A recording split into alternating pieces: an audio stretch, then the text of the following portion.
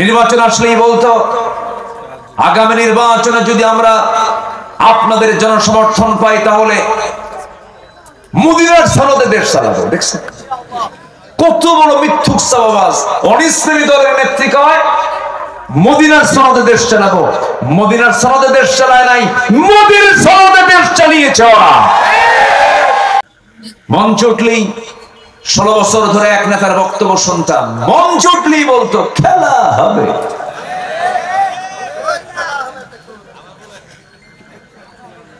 শোনেন নাই? মানুষ এত নিচু হয় কেমনে?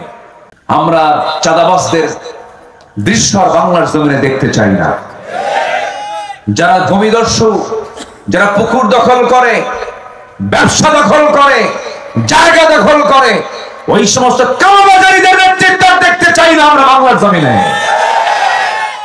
আমরা সজাগ থাকলে, আমি জেগে উঠলে দেশ বিজয় অবশ্যই হবে। জোরে বলি ইনশাআল্লাহ। আমি নিজেই একটা বাংলাদেশ, আমি নিজেই এক বাংলাদেশ, ঠিক কিনা? আমরা এগিয়ে যাব সামনের দিকে সততা নিয়ে, নৈতিকতা নিয়ে, আদর্শ নিয়ে, ঈমান নিয়ে। আল্লাহ কবুল করুন। দেখলাম তো সবকিছু। অহংকারকে চূর্ণ করে দেন তিনি কে? অহংকার বান্দার দ্বারা হতে পারে কিভাবে? বলে এই দেশ আমার বাপ স্বাধীন করছে। বলেন বলছে কিনা? বলেন। বলে যে কোটা আন্দোলন করলো ছাত্ররা, বললো যে না আমাদের মেধার যাচাই হওয়া দরকার। জবাব বলল রাজাকারের নাতি মুদিরা চাকরি পাবে। এগুলো কি বিনয়ের কথা না অহংকারের কথা? হ্যাঁ, আপনার দৃষ্টিতে বাপ অপরাধী হতে পারে, সন্তানকে কি সেই অপরাধের দায় করা যায়? ব্যক্তির অপরাধ ব্যক্তিকে চাপিয়ে দিতে হবে, ব্যক্তির অপরাধকে আর অন্য কারো উপরে চাপিয়ে দেওয়া যাবে। আসসালামু আলাইকুম ওয়া রাহমাতুল্লাহি ওয়া বারাকাতুহু। إن الحمد لله الأكرم الذي خلق الإنسان وكرمه وعلمه من البيان ما لم يعلم فسبحان الذي لا يحصى امتنانه باللسان ولا بالقلم نشهد أن لا إله إلا الله وحده لا شريك له ونشهد أن سيدنا وحبيبنا ومولانا محمدا عبده ورسوله الذي أرسله بالحق بشيرا ونذيرا وداعيا إلى الله بإذنه وسراجا وقمرا منيرا فقد قال الله تعالى في كلامه المجيد وفرقانه الحميد أعوذ بالله من الشيطان الرجيم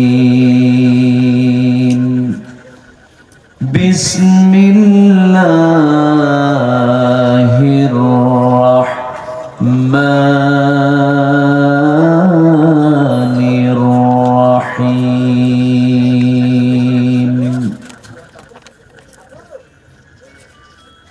إن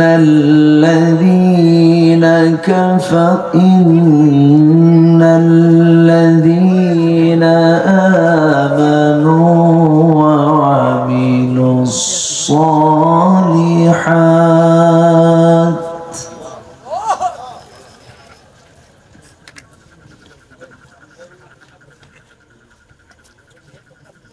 وعملوا الصالحات لهم جنات تجري من تحتها الأنهار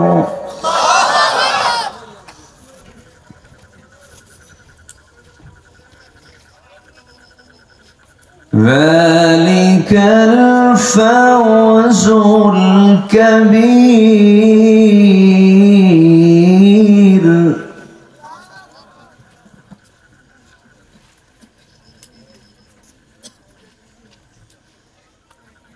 إن بطش ربك لشديد إنه هو يبدئ ويعيد وهو الغفور الودود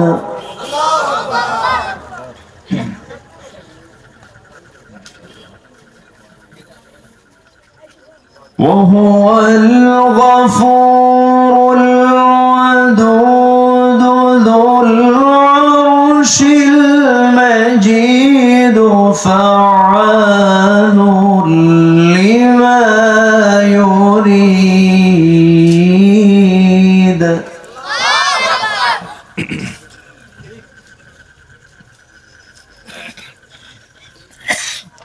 هل أتاك حديث الجنود فرعون وثمود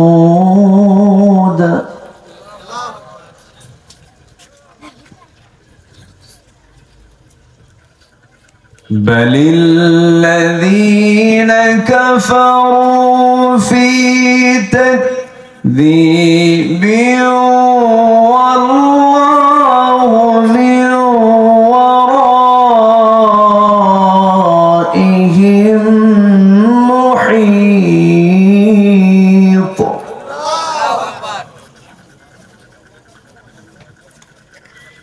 بل هو قرآن مجيد في لوح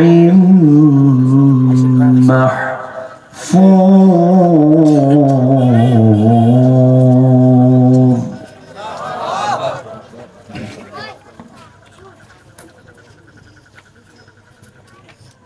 الله أكبر بسم الله الرحمن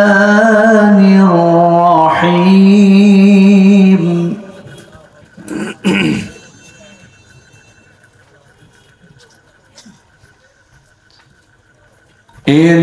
إن الله وملائكته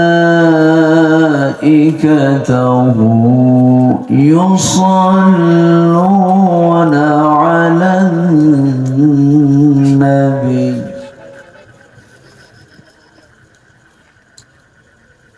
يا أيها الذين آمنوا صلوا عليه وسلموا تسليما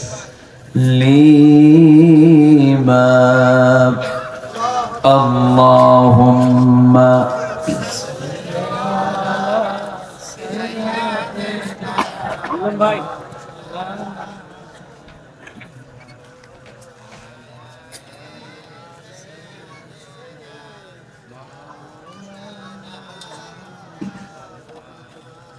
সবাই বলুন বালাগাল উলা বিকামালিহি কাশাফাত তুজা বিজামালিহি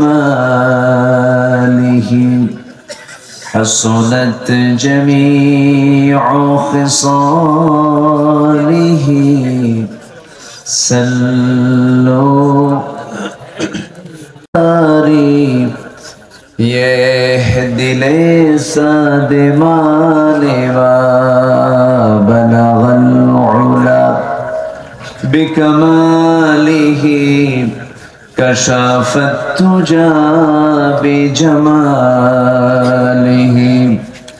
حسنت جميع خصاله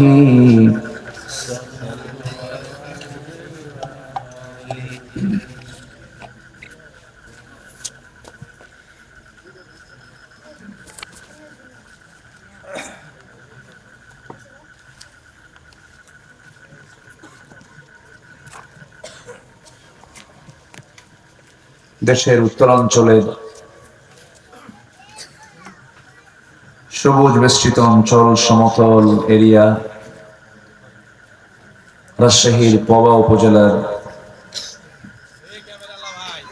বড়গাছিহাট হযরত আবু বকর সিদ্দিক রাদিয়াল্লাহু তাআলা আনহু মাদ্রাসা ইতিমখানা মাহফিল ইন্তেজামি কমিটি কর্তৃক আয়োজিত দুদিন ব্যাপী তাফসীরুল কোরআন মাহফিল 2025 ষষ্ঠতম অধিবেশনের মহৎ আয়োজনের সম্মানিত সুযোগ্য সভাপতি জনাব ইসমাইল হোসেন মাস্টার, আজকের মহৎ আয়োজনের সম্মানিত বরেণ্য অতিথি নন্দিত আলেম দ্বীন মাওলানা খলিলুর রহমান আজাদি, উপস্থিত হাজারাত উলামায়ে কেরাম, ফজলায়ে ইজাম, সুশীল সমাজ, জাতির শ্রেষ্ঠ সন্তান শিক্ষক মণ্ডলী, জাতির বিবেক সাংবাদিক বৃন্দ, সামনে উপস্থিত দূরে কাছের বিভিন্ন স্থান থেকে ছুটে আসার কালেমার ঝান্ডাবাহী, তাওহীদের পতাকাবাহী, দ্বীন ইসলামের নরশারদুল বীর মুজাহিদ, প্রাণ প্রিয় সম্মানিত দ্বীনি ভাইরা, আড়ালে বসে আছেন শ্রদ্ধেয়া সম্মানিতা মা বোনেরা, আলোচনার সূচনায় আনুষ্ঠানিকতার মধ্য দিয়ে আমার পক্ষ থেকে আবারও দিল খোলা, হৃদয় নিংড়ানো, উজাড় করানো সালাম, আসসালামু আলাইকুম ওয়া রাহমাতুল্লাহি ওয়া বারাকাতুহু।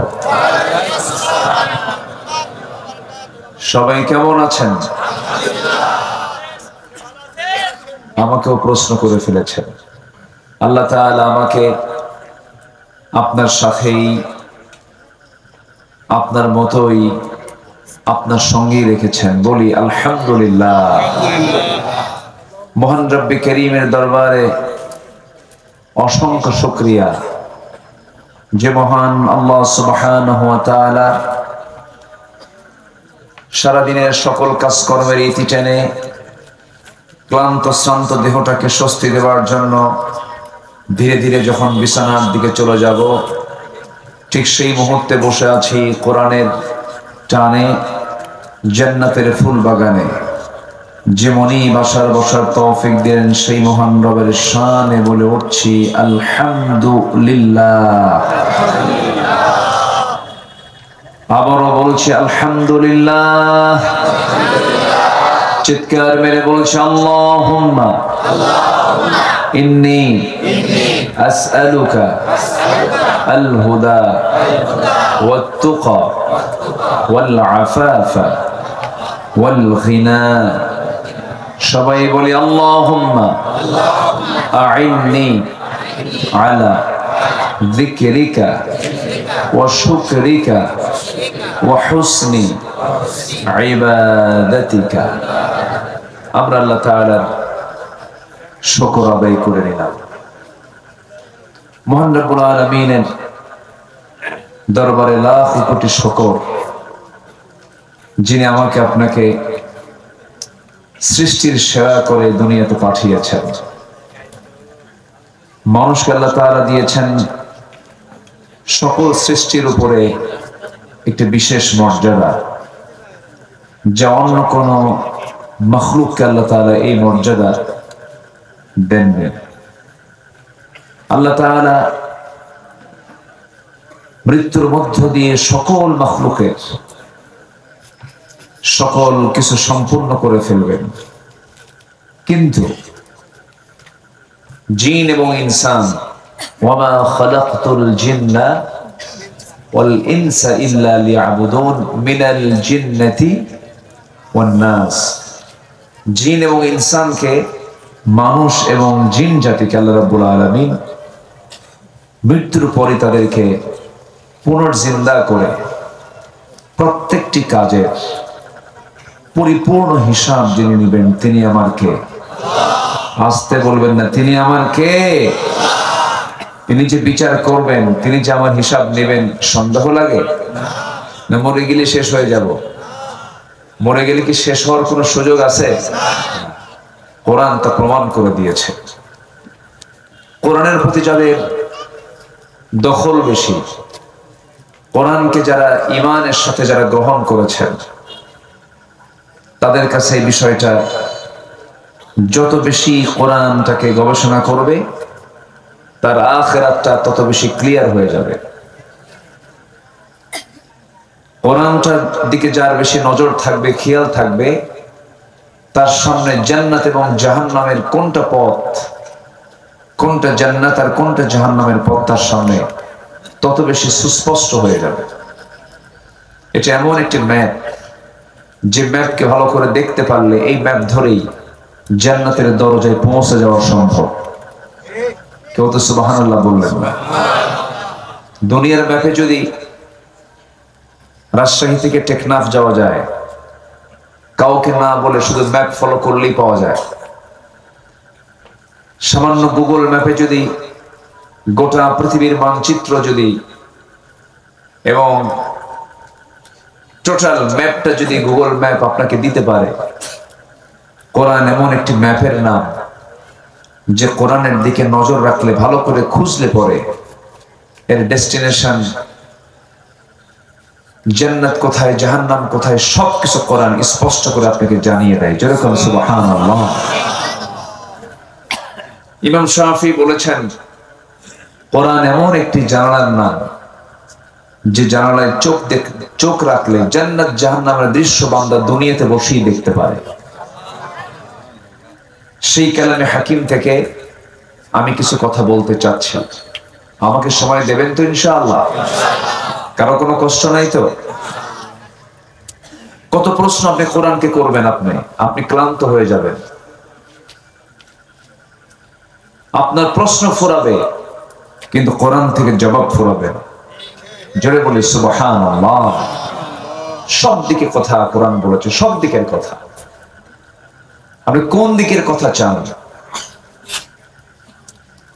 আপনি কোরআনকে একটু প্রশ্ন করুন, কোরআন বলো তো সমগ্র জগৎ কে সৃষ্টি করেছে? কোরআন সুন্দর করে জবাব দিচ্ছে। আল্লাহ রাব্বুল আলামিন বলেন, আল্লাহু খালিকু কুল্লি শাইইন ওয়া হুয়া আলা কুল্লি শাইইন ওয়াকিল। সূরা জুমার 62 নম্বর আয়াত আল্লাহ রাব্বুল আলামিন বলেন, তিনি সেই মহান প্রভু যিনি সকল কিছু সৃষ্টি করেছেন। কোরআনকে প্রশ্ন করুন, কোরআন তুমি বলো তো মানুষকে কেন সৃষ্টি করা হয়েছে? মানুষকে সৃষ্টির মূল লক্ষ্যটা কি? কোরআন সুন্দর করে জবাব দিচ্ছে। যারা পারেন ঠোঁট মিলিয়ে বলুন, ওয়ামা খালাকাতুল জিন্না ওয়াল ইনসা ইল্লা লিয়াবুদুন। জোরে বলুন আল্লাহু আকবার। এই জীবন মৃত্যু কেন সৃষ্টি করা হয়েছে? الذي خلق الموت والحياة ليبلوكم أيكم أحسن عملا وهو العزيز الغفور. جل الله أكبر. ভালো কাজের জন্য আল্লাহ রাব্বুল আলামিন দুনিয়াতে আমাকে আপনাকে পাঠিয়েছেন। প্রশ্ন করুন কোরআনকে, কোরআন তোমার এই নসিহা গুলো, তোমার এই উপদেশ গুলো কারা শুনতে চায়, কারা গ্রহণ করবে? সায়াযাক্কারু মান ইয়াখশা ওয়া ইয়াতাজান্নাবুহাল আশকাল্লাযী ইয়াসলান নারাল কুবরা সুম্মা লা ইয়ামুতু ফিহা ওয়া লা ইয়াহইয়া। কোরআনকে প্রশ্ন করুন, কোরআন বলো তো তোমাকে ভয় করে চললে পরে কি প্রতিদান পাবো আমরা? আল্লাহ রাব্বুল আলামিন বলছেন, লাকিনিল্লাযীনা ইত্তাকাউ রাব্বাহুম লাহুম জান্নাতুন তাজরি মিন তাহতিহাল আনহারু খালিদিনা ফিহা নুজুলাম মিন ইনদিল্লাহ وما عند الله خير للأبرار। আল্লাহকে ভয় করব, আল্লাহর জান্নাত আমার জন্য আপনার জন্য ওয়াজিব হয়ে যাবে। একমাত্র ভয় করব কাকে? আসতে বলবেন না, কাকে? আল্লাহকে ভয় করা হলো বান্দার দায়িত্ব। এই দুনিয়াতে তোমাকে ভয় করে চলতে গেলে কি কি বিপদের সম্মুখীন আসতে পারে, আল্লাহ তোমাকে ভয় করলে কি কি বিপদ আসবে কোরআন সুন্দর করে বলছে। যারা পারে ঠোঁট মিলিয়ে বলুন, ওয়ালানাবলুওয়ান্নাকুম বিশাইইম মিনাল খাউফি ওয়াল জু'i ওয়া নাকসিম মিনাল আমওয়ালি ওয়াল আনফুসি ওয়াস সামারাত ওয়া বাশশিরিস সাবিরিন। জোরে বলুন আল্লাহু আকবার। পরীক্ষা আসবে হলো ভয়ের, ক্ষুধার, জান মাল ফল ফলাদের ক্ষতি, এই সমস্ত মাধ্যম দিয়ে পরীক্ষা আসতে পারে। সেই পরীক্ষায় পাশ করলে পরে পুরস্কার দিবেন তিনি আমাকে। আমার বন্ধুগণ, তোমার পথে চলতে গেলে আমরা বন্ধু হিসেবে কাকে গ্রহণ করব? কোরআনকে প্রশ্ন করুন, কোরআন তুমি বলে দাও আমি কাকে, আল্লাহর পথে চলতে গেলে কাকে ফলো করব, কি আমার বন্ধু হবে? ইন্নামা ওয়ালিয়ুকুমুল্লাহু ওয়া রাসূলুহু ওয়াল্লাযীনা আমানুল্লাযীনা ইউকিমুনাস সালাতা ওয়া ইউতুনাস যাকাতা ওয়া হুম রাকিউন। জোরে বলুন আল্লাহু আকবার। আল্লাহর পথে চলতে গেলে, আল্লাহর পথে আমাকে থাকতে গেলে আল্লাহকে এক নম্বর বন্ধু বানাতে হবে, রাসূলকে বন্ধু বানাতে হবে এবং ঈমানদারকে বন্ধু বানাতে হবে। সে কোন ধরনের ঈমানদার বন্ধু হবে? যে ঈমানদার বন্ধুগুলো নামাজ কায়েম করবে, যাকাত আদায় করবে এবং রুকুকারীর সঙ্গে তারা রুকু করবে। আমার দেশে বহু ঈমানদার আছে, নামাজ কায়েম তো দূরেই থাক, নামাজ পড়েও না, যাকাত আদায় করা তো দূরের কথা, সুদের মহাজন হয়ে বসে আছে। আর রুকু তো দেওয়া দূরের কথা, রুকুর উল্টা কাজে পথে বসে আছে। আছে না নাই? আমার বন্ধুগণ, আমার এই চলার পথে যদি কোনো ভুল হয়ে যায়, কোনো মিস্টেক যদি হয়ে যায়, সেই সময় আল্লাহ রাব্বুল আলামিন বান্দাকে বলছেন, ভুল হয়ে গেছে, সমস্যা নাই, তুই আমার দিকে আয়। قل يا عبادي الذين أسرفوا على أنفسهم لا تقنطوا من رحمة الله إن الله يغفر الذنوب جميعا إنه هو الغفور الرحيم। জোরে বলুন আল্লাহু আকবার। আমাদের গুনাহ বড় না আল্লাহর রহমত বড়? বলেন বলেন বলেন বলেন। আমাদের গুনাহ বেশি না আল্লাহর রহমত বেশি? আল্লাহর রহমতের কাছে কোনো গুনাহ টিকবে না।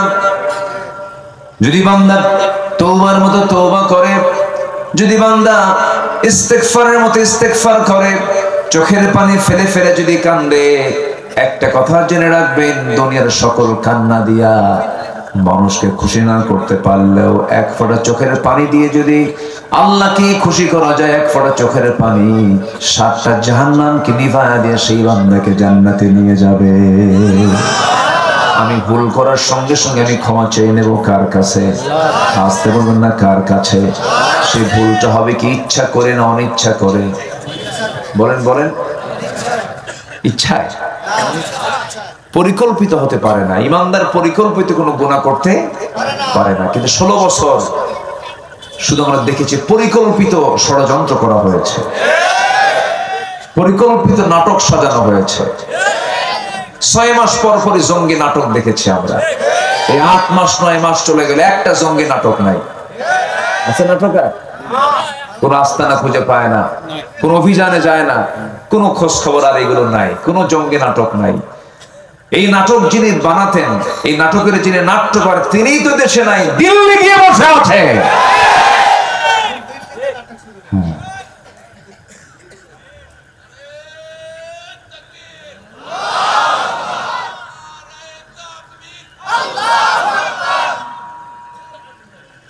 সম্মানিত ভাইয়েরা, পরিকল্পিতভাবে সাজানো নাটক তারা তৈরি করেছে। আল্লাহর পছন্দের বান্দাগুলোকে তারা পরিকল্পিতভাবে রাষ্ট্রীয়ভাবে হত্যা করেছে। তারা, আপনি চিন্তা করতে পারেন আল্লামা সাঈদীর মতো মানুষকে কেমন করে নাটক তৈরি করে কারাগার থেকে বের করে হসপিটালে নিয়ে ইনজেকশন পুশ করে দুনিয়া থেকে বিদায় করা হয়েছে। এরকম করে একটা দুইটা নয়, ফেরাউন খুন করেছিল 40,000 শিশু, আর এরা 16 বছরে খুন করেছে 60,000 মানুষকে। এগুলো নাটক। এই নাটকের বুদ্ধিদাতা হলো মিস্টার ইবলিস। আসতে কন কেন? এই বুদ্ধি কে দিয়েছিল? ইবলিস বুদ্ধি দিয়েছিল। ইবলিসের বুদ্ধিতে চলার কারণে আর হজম করতে পারে নাই, সব দৌড় মারছে, কেউ নাই। খাইছে বেশি, যে মশা বেহুশ হয়ে খায়, যে মশা, কিছু মশা আছে খুব স্মার্ট মশা, পরে কখন টেরও পাওয়া যায়। স্মার্ট মানে আপনার চোখে পড়ার আগে ওর মানে চামড়ায় বসাও শুরু, খাওয়াও শুরু, যাওয়াও শেষ। আপনি দেখেন না, পরে দেখেন যে কি চুলকায় কেন, ফুলে গেল কেন, মানে মশা নাই কিন্তু খায় চলে গেছে। স্মার্ট মশা। আর কিছু মশা আছে হলো মানে এত খাদক, যখন বসছে ঠিক আছে, কিন্তু অমাপা খায়। দেহের যে ওজন তার চাইতে ওজন বেশি হলো মশা। আল্লাহ তাআলা এই জন্য মশার উদাহরণ আজ থেকে 1500 বছর আগে দিয়েছেন। মশার উদাহরণ, মাযা আরাদাল্লাহু বিহাযা মাসালা। তোমার আল্লাহর কাজ নাই কেমনে আল্লাহ মশার উদাহরণ কোরআনের মধ্যে দিল কেন? এই জাতীয় প্রশ্ন যখন করা হলো, কিন্তু আল্লাহ তাআলা তার এই উদাহরণ দিতে কি তা আল্লাহর কোন কারো কাছে কৈফিয়ত দেওয়া লাগবে? আর মশা কি ছোটখাটো কোনো বিষয় না। আজকের এই প্রযুক্তির যুগেও সামান্য মশার কামড়ে মানুষ মরে যায়, যায় না? লেটেস্ট একটা রোগ যেটা, সেটা হলো কি, এডিস মশার কামড়ে কি হয়? ডেঙ্গু। ডেঙ্গু হয়েছে যার, পঙ্গু হয়েছে সে, এই মশার কামড়ে। তো মশা যখন মানুষের চামড়ায় বসে, চামড়ায় বসার সঙ্গে সঙ্গে সে আগে কি করে? আগে হুল ফুটায় না, আগে চতুর্দিকে অ্যানেস্থেসিয়া করে, অবশ করে এরপর আপনাকে সাইজ করে। আগে তুই টের পাবি, তোর বাপও টের পাবে না। আগে অ্যানেস্থেসিয়া করে এরপরে সে তার হুলটা ফুটায়, পরিমাণ মতো খেয়ে, যেটা স্মার্ট, সে উঠে চলে যায়। কিন্তু কিছু মশা আছে বেহুশ, খাইতে খাইতে কোনো হুঁশ থাকে না, দেহের চাইতে ওর রক্তের পরিমাণ পেটে নেওয়া বেশি হয়ে যায়, আর নড়তে পারে না, উঠতেও পারে না, সিথে পড়ে ওই জায়গায় মরে। এই 16 বছর যারা ছিল ক্ষমতায়, বেহুশের মতো খাইছে, রাস্তা খুঁজে পায় না। সিলেট দিয়ে যাইতে চাইছিল কালামানিক, সিলেট বসে একদম বিসি আউট করে দিছে। জানেন না আপনারা? জানেন না এগুলো? জানেন না? আল্লাহ ছাড় দেন, ছেড়ে দেন না। এই জন্য জুলুম করা যাবে না। আমরা জুলুম করবো না, জোরে বলি ইনশাআল্লাহ। জুলুম করলে একদম সোজা ডাইরেক্ট তাকে ধরে ফেলেন কে? আল্লাহ ধরে ফেলেন। জুলুমের কাতারে যাওয়া যাবে না, জুলুম করতে পারবো না আমরা। ইমানদার কখনো জুলুম করতে পারে না। ইমানদারের সঙ্গে জুলুম শব্দটা যায় না। ইমানদার জুলুমকে উৎখাত করে সেখানে শান্তি প্রতিষ্ঠা করবে। হককে প্রতিষ্ঠা করবে। ইমানদার কখনো জালিম হতে পারে না, ইমানদার কখনো ফাসিক হতে পারে না, ইমানদার কখনো মুশরিক হতে পারে না। আমার বন্ধুগণ, এই জন্য আমরা কোরআনের সঙ্গে ধারণা দেব, কোরআনকে মানব জীবনের এক জায়গায় না সব জায়গায়। বলুন, আজকে বলুন না, এক জায়গায় না সব জায়গায়। আল্লাহ রাব্বুল আলামিন কোরআনকে আংশিক মানতে বলেন নাই, কোরআনকে পরিপূর্ণরূপে মানতে বলেছেন। আফাতুমিনুনা বিবা'দিল কিতাব ওয়া তাকফুরুনা বিবা'দ। কিতাবের কিছু অংশ মানবে আর কিছু অংশ মানবে না। এর ফলাফল হলো ইল্লা খিজিয়ুন ফিল হায়াতিদ দুনিয়া।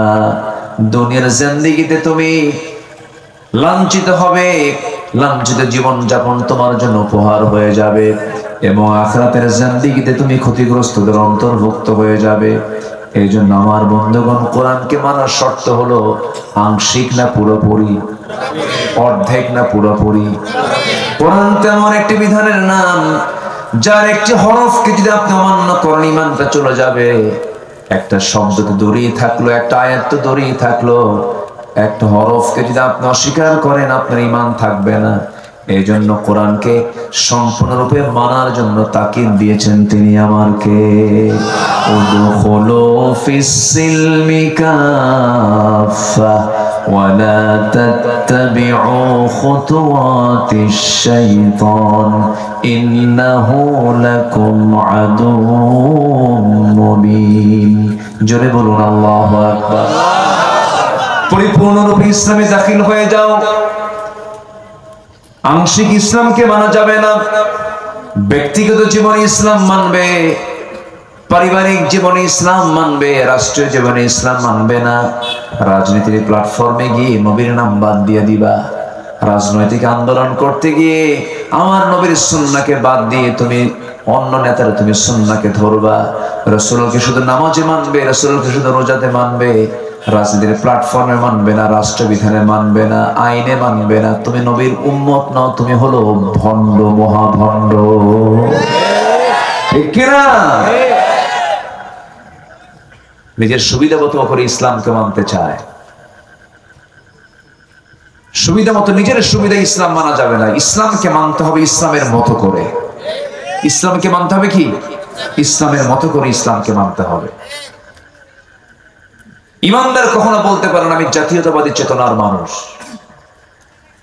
ইমানদার কখনো বলতে পারেন আমি সেকুলার পন্থী মানুষ, ইমানদার বলতে পারেন আমি সোশ্যালিজমকে লালন করি, ইমানদার বলতে পারেন আমি ক্যাপিটালিজমকে লালন করি।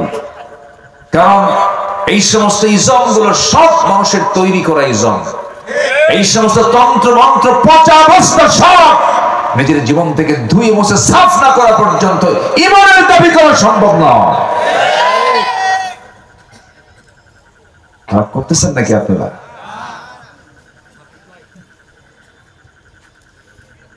আমার দল ইসলামী মূল্যবোধের দল। এই সমস্ত কথা অনেকেই বলে আমরা ধর্মীয় মূল্যবোধে বিশ্বাসী। ধর্মীয় মূল্যবোধে বিশ্বাসী তো ইসলামী দল করো না কেন? হ্যাঁ, কে রাগ করতেছেন নাকি আপনারা? রাগ করলেও কি করবো ভাই, আমাকে সত্য কথা বলতে হবে তো।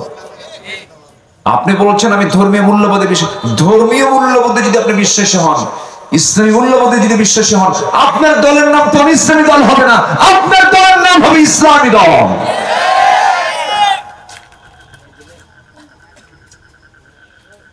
আল্লাহ পাক দল করতে বলেছেন কি? ইসলাম না অন ইসলাম?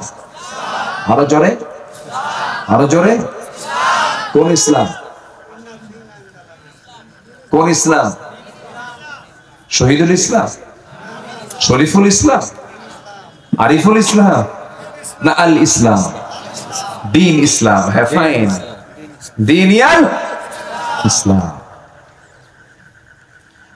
আল্লাহ রাব্বুল আলামিন বলেন ইন্নাদ-দীনা ইনদাল্লাহিল ইসলাম।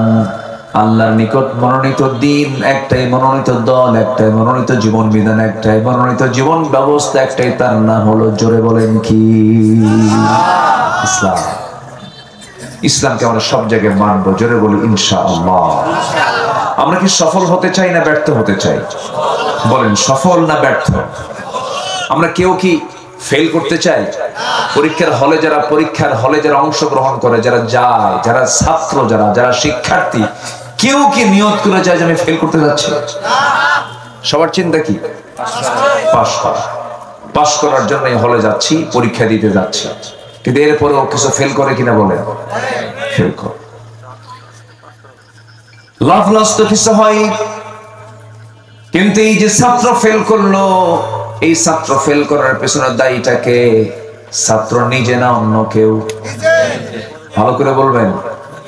কোন শিক্ষক কি চায় কোন ছাত্র ফেল করুক? কেউ চায় নাকি? কেউ কিন্তু চায় না। কোন শিক্ষকের চিন্তা এটা থাকে না। ছাত্র ফেল করে ছাত্রের দোষে আল্লাহ রাব্বুল আলামিন বলেছেন, বান্দারে কখনো তুমি ফেল করবে না যদি আমার পথকে যদি মেনে চলো, আমার পথ পন্থাকে তুমি যদি ফলো করতে পারো, তোমার কোনো ব্যর্থতা আসবে না, তোমার কোনো ফেল আসবে না। আল্লাহ রাব্বুল আলামিন কোরআনে কারীমের বিভিন্ন জায়গায় সফল হবে কারা, সফলতা পাবে কারা, তাদের ব্যাপারে বিভিন্ন জায়গায় বিভিন্ন সুন্দর করে বিভিন্ন আঙ্গিকে তিনি কথা বলেছেন।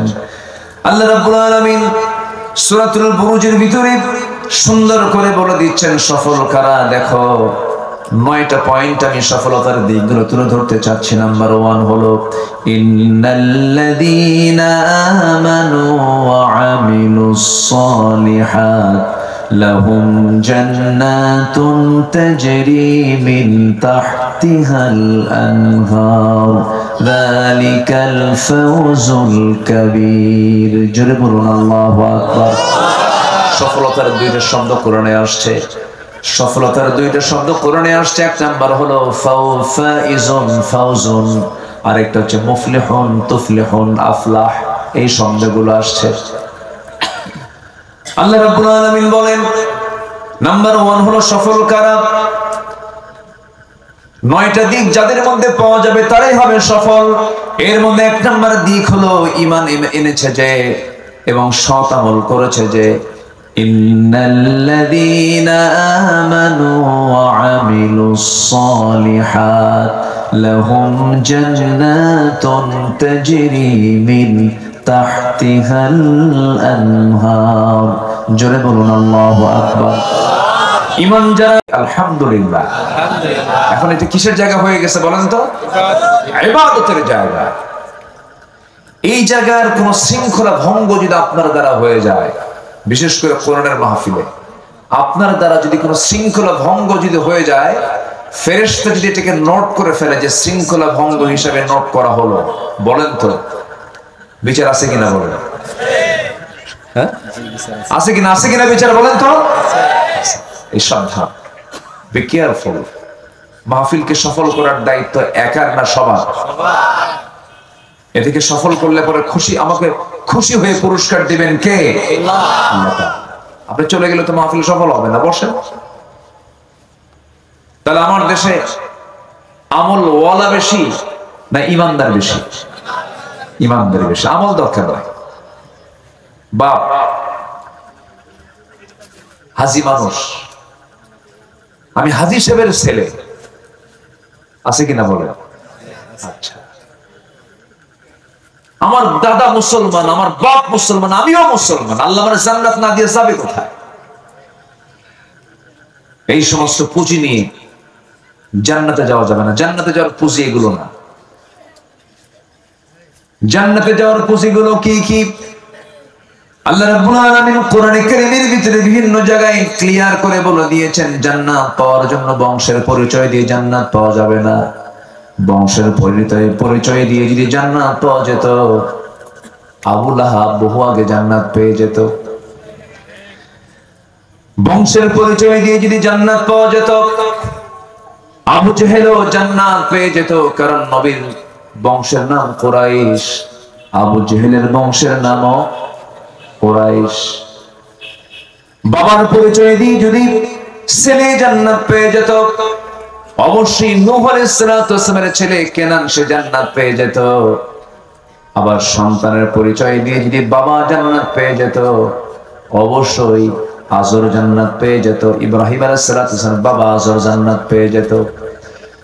বাবার পরিচয় দিয়ে ছেলে জান্নাত পাবে না, ছেলের পরিচয় দিয়ে বাবা জান্নাত পাবে না, বংশের পরিচয় দিয়ে কেউ জান্নাত পাবে না।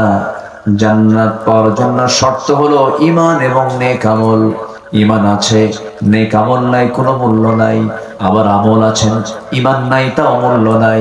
দুটাই লাগবে বলে দিয়েছেন তিনি আমার কে? আল্লাহ রাব্বুল আলামিন সেই জন্য বলছেন, ঈমান যদি আনতে পারো, নেক আমল যদি ভালো করে করতে পারো, আমি আল্লাহ তোমাকে এমন সুন্দর জান্নাত দেব, যে জান্নাতের নিচ দিয়ে নহর প্রবাহিত, নদী প্রবাহিত। জোরে কোন সুবহানাল্লাহ। রাজশাহী কোন নদীর তীরে? বলেন বলেন বলেন। নদী, আনহার। জান্নাতটাও আল্লাহ পাক রেখে দিয়েছেন নদীর তীরে, যার নিচ দিয়ে নদী প্রবাহিত। যেখানে জান্নাতের বর্ণনা, সেখানে আল্লাহ পাক নহরের কথা বলেছেন। সে জায়গায় থাকবে হলো শুধু পানির নহর নয়, 4টা নহর থাকবে। কেউ কি একটু সুবহানাল্লাহ বলবেন না ভাই? সবাই কি জান্নাত চান না? সবাই কি জান্নাত চান? 4টা নহর থাকবে সেই জায়গায়। এর মধ্যে আল্লাহ রাব্বুল আলামিন 1 নম্বর জান্নাতের কথা বলেছেন, যে নহরের কথা বলেছেন।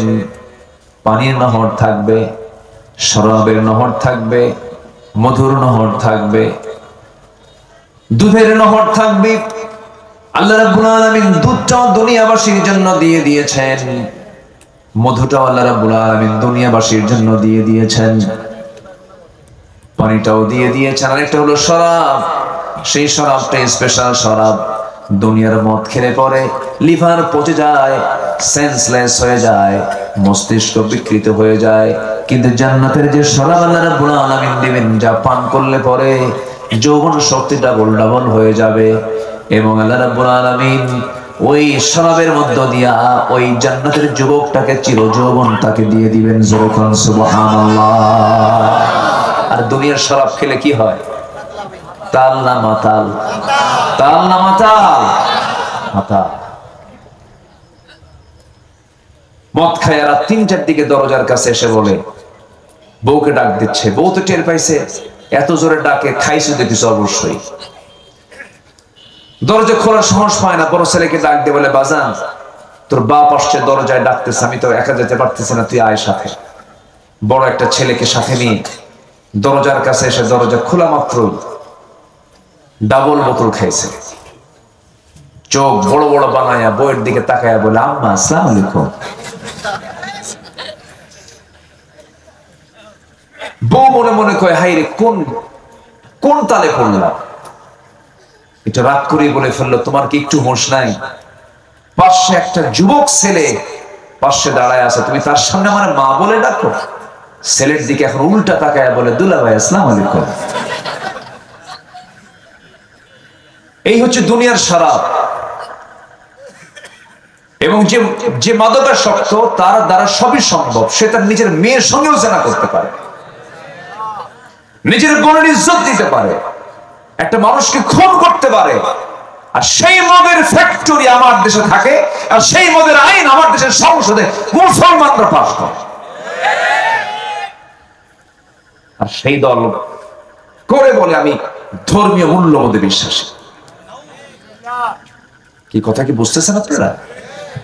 কার গায়ে লাগলো আর কার গায়ে না লাগলো এগুলো আমাদের দেখার বিষয় নেই। এগুলো কথা বলতে হবে আমাদের। জেল খাটছি, অনেক অত্যাচার সহ্য করছি, সমস্যা নাই। মরবো তো একবারই, মরার মতো মরবো। বাতিলদের সামনে মাথা নত ইমানদার কখনো করতে চায় না, করতে পারেও না, ঠিক কিনা?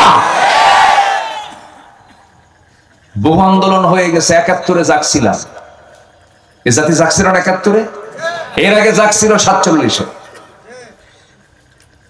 24-এর জুলাই আন্দোলন আমাদের সন্তানরা করে সফল হয়েছে, ভালো কথা, ভালো, আলহামদুলিল্লাহ। কিন্তু আমরা নতুন বাংলাদেশ দেখতে চাই, কোরআনকে সাথে নিয়ে নতুন বাংলাদেশ আমরা দেখতে চাই।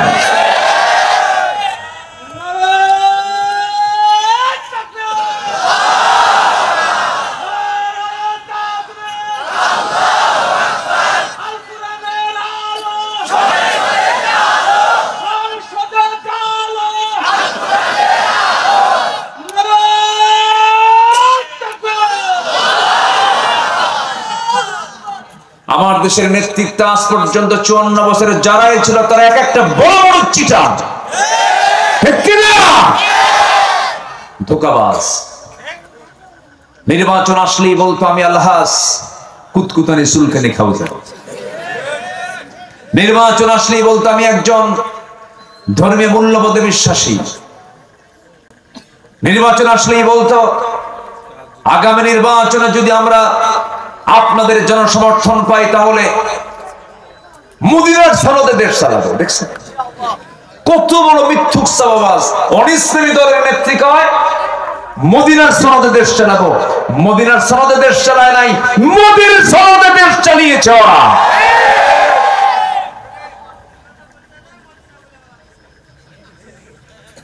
সম্মানিত ভাইয়েরা,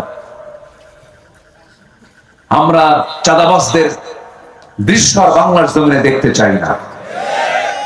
যারা ভূমিদস্যু, যারা পুকুর দখল করে, ব্যবসা দখল করে, জায়গা দখল করে, ওই সমস্ত কালোবাজারিদের নেতৃত্ব দেখতে চাই না আমরা বাংলার জমিনে।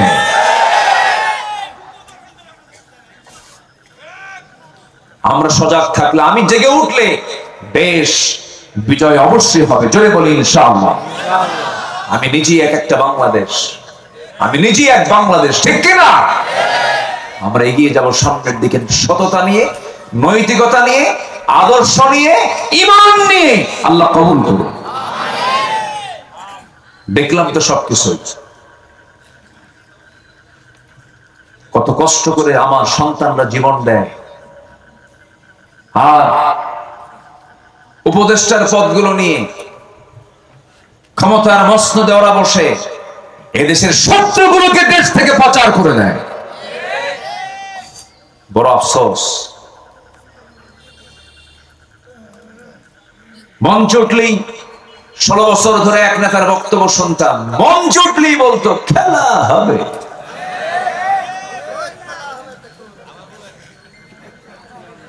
শোনেন নাই? শোনেন নাই? মানুষ এত নিচু হয় কেমনে? সম্মানিত ভাইয়েরা, সম্মানিত বন্ধুগণ, অহংকারকে চূর্ণ করে দেন তিনি কে? অহংকার বান্দার দ্বারা হতে পারে। কিভাবে বলে এ দেশ আমার বাপ স্বাধীন করছে? বলেন, বলছে কিনা বলেন? বলে যে কোটা আন্দোলন করলো ছাত্ররা, বললো যে না আমাদের মেধার যাচাই হওয়া দরকার। জবাব বলল রাজাকারের নাতি মুদিরা চাকরি পাবে। এগুলো কি বিনয়ের কথা না অহংকারের কথা? হ্যাঁ, আপনার দৃষ্টিতে বাপ অপরাধী হতে পারে, সন্তানকে কি সেই অপরাধের দায় করা যায়? ব্যক্তির অপরাধ ব্যক্তিকে চাপিয়ে দিতে হবে, ব্যক্তির অপরাধকে আর অন্য কারো উপরে চাপিয়ে দেওয়া যাবে। সম্মানিত ভাইয়েরা, সফল হওয়ার জন্য কিচ্ছু লাগবে না। সফল হওয়ার জন্য 1 নাম্বার লাগবে হলো ঈমান। কি লাগবে বলেন? আরো জোরে বলেন, কি লাগবে? সাইয়েদনা ওমর ফারুক ছিলেন শাসক, কিন্তু সাথে লাগাতে হবে ঈমানদার শাসক, ঠিক কি না? কি শাসক বলেন? ঈমানদার শাসক। আমার দেশে অনেক পরিবর্তন হয়ে যেত, অনেক আগেই হয়ে যেত যদি আমরা একটা শাসক শুধু না বসায় যদি ঈমানদার শাসক বসাতাম। কি শাসক বসাতাম বলেন? ঈমানদার শাসক কাকে বলে? সাইয়েদনা ওমর ফারুকের দিকে তাকান। ঈমানদার শাসক কাকে বলে? সাইয়েদনা আবু বকর রাদিয়াল্লাহু আনহুর দিকে তাকান। ঈমানদার শাসক কাকে বলে? সাইয়েদনা ওসমান জিন্নুরাইনের দিকে তাকান। ঈমানদার শাসক কাকে বলে? সাইয়েদনা আলীর দিকে তাকান। কি তাদের শাসন কার্য ছিল, কি তাদের সুন্দর করে খেলাফত পরিচালনা ছিল। তারা এই শাসনটাকে বিশাল জবাবদিহিতা মনে করে আখিরাতে জবাব দিতে হবে এই বিষয়ে খুব স্পর্শকাতর মনে করে তারা এই দায়িত্বগুলো পালন করেছেন। সাইয়েদনা ওমর ফারুক রাদিয়াল্লাহু আনহু একদিন আবেগ আপ্লুত হয়ে বলছেন, ও আমার ভাইয়েরা, ফোরাতের তীরে যদি একটা কুকুর অনাহারে মারা যায়, ইরাকের রাস্তা খারাপের কারণে গর্তের মধ্যে যদি উটের পা পড়ে, যদি উটের পা ভেঙে যায়, উটের পা কেন ভাঙলো, কুকুর কেন অনাহারে মারা গেল, কিয়ামতের দিন এই উট নিয়ে এই কুকুর নিয়ে এটার জবাব দিতে হবে আমার আল্লাহর আদালতে। কি তাদের চিন্তা ছিল? প্রথম খলিফা সাইয়েদনা আবু বকর সিদ্দিক রাদিয়াল্লাহু তাআলা আনহু যখন খেলাফতের দায়িত্ব পেলেন, ইন্তেকাল করেছেন মুহাম্মদ সাল্লাল্লাহু আলাইহি ওয়াসাল্লাম। তিনি যখন দুনিয়া থেকে বিদায় নেবেন, জামাতে নামাজ পড়তে পারছেন না।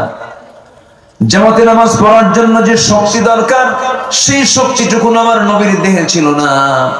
আজান শুনেছেন, বেলাল আজান দিয়েছেন, তিনি ওঠার চেষ্টা করছেন, মাথা চক্কর মেরে পড়ে যেতে লাগলেন। আমাদের আম্মা জান আয়েশা সিদ্দিকা রাদিয়াল্লাহু তাআলা আনহা তাকে ধরে ফেললেন, বলছেন ইয়া রাসূলুল্লাহ, আপনার মনে হয় জামাতে নামাজ পড়তে পারবেন না, গায়ে কোনো শক্তি নাই। নবীজি বলছেন আয়েশা রে, বিষক্রিয়া শুরু হয়ে গেছে আমার দেহের ভিতরে। ইহুদিরা আমার খাদ্যের মধ্যে যে বিষ ঢুকিয়ে দিয়েছিল, তার বিষক্রিয়া আমার দেহে এখন শুরু হয়ে গেছে, প্রচন্ড কষ্ট হচ্ছে আয়েশা, আমি মনে হয় বাঁচবো না। আজান তো দিল আমার বেলাল, নামাজের ওয়াক্ত চলে এসেছে, আমার মুসাল্লায় কে দাঁড়াবে? আয়েশা তুমি আমার পক্ষ থেকে জানিয়ে দাও, আমার মুসাল্লায় আমার দায়িত্ব পালন করার জন্য আমি কাউকে মনোনয়ন দিলাম না, আমার আবু বকর যেন আমার দায়িত্ব পালন করে নেয়, মানে পরবর্তী খেলাফতের দায়িত্ব আমার আবু বকরই পালন করবে। নামাজের নেতৃত্ব দিবে যে, দেশের নেতৃত্ব দিবে সে। তাহলে শাসক হবে, নামাজেরও ইমাম, রাষ্ট্রেরও। আমার দেশে কি দুই ডিপার্টমেন্ট,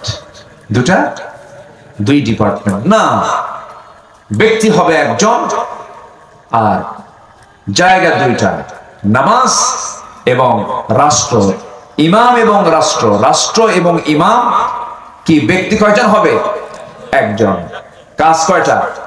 দুইটা। নামাজের দায়িত্ব যিনি পালন করবেন, রাষ্ট্রের দায়িত্ব তিনি পালন করবেন। আমার নবী তাই শিখিয়ে গেছেন। মদিনার তিনি ইমাম ছিলেন, আবার রাষ্ট্রেরও তিনি নেতা ছিলেন, আবার তিনি চিফ জাস্টিস ছিলেন, তিনি বিচার কার্য ফয়সালা করতেন। এক ব্যক্তি বিচারক, এক ব্যক্তি ইমাম, আর একই ব্যক্তি হলেন কি? শাসক। আবু বকর সিদ্দিক রাদিয়াল্লাহু তাআলা আনহু যখন শুনতে পেলেন নবীজি তাকে ইঙ্গিত করেছেন, নবীর মুসাল্লায় তিনি দাঁড়িয়ে গেলেন, নামাজ শুরু করবেন। আকামত শেষ হয়ে গেছে, যখন তেলাওয়াতের সুরটা যখন চেঞ্জ হয়ে গেছে, নতুন ইমাম দাঁড়ায় গেছে, সাহাবায়ে কেরামদের মধ্যে কান্নার রোল পড়ে গেল, কান্নায় ভেঙে পড়ছেন সাহাবায়ে কেরাম। আরে সারা জীবন নামাজ পড়েছি যার পেছনে, আজকে তাকে পাচ্ছি না, সব হাওমাও করে কাঁদতেছেন। রাসূল বলেন আয়েশা, আমাকে একটু ধরো তো, আমাকে জানালার কাছে নিয়ে যাও। জানালার কাছে নিয়ে যাওয়া হলো। আমার নবীজি জানালার কাছে চলে গেলেন, তাকে ধরে রাখলেন। আম্মা জান আয়েশা সিদ্দিকা রাদিয়াল্লাহু তাআলা আনহা নামাজের দৃশ্যগুলো দেখতেছিলেন, কেমন করে আমার সাহাবীরা রুকু করে, সিজদা করে, সাহাবায়ে কেরামদের কান্নার আওয়াজ শুনে নবীজিও কান্নায় ভেঙে পড়লেন। চোখের কোনা বেয়ে বেয়ে টপ টপ করে পানি পড়া শুরু হলো, দুই গাল ভিজে গেল। আমার নবীজিকে আম্মা জান আয়েশা সান্ত্বনা দিয়ে বলছেন, ইয়া রাসূলুল্লাহ, আপনি কাঁদেন কেন? কান্নার তো কোনো কারণ নেই, আপনার সাহাবীরা আল্লাহর হক আদায় করছেন, নামাজ আদায় করছেন, তারা জামাতে জামাতে, আপনি কেন কান্নাকাটি করছেন? রাসূল বলেন আয়েশা, মানুষ দুটার সময় বেশি কান্না করে, একটা হলো চরম দুঃখের সময়, আর একটা হলো চরম আনন্দের সময়।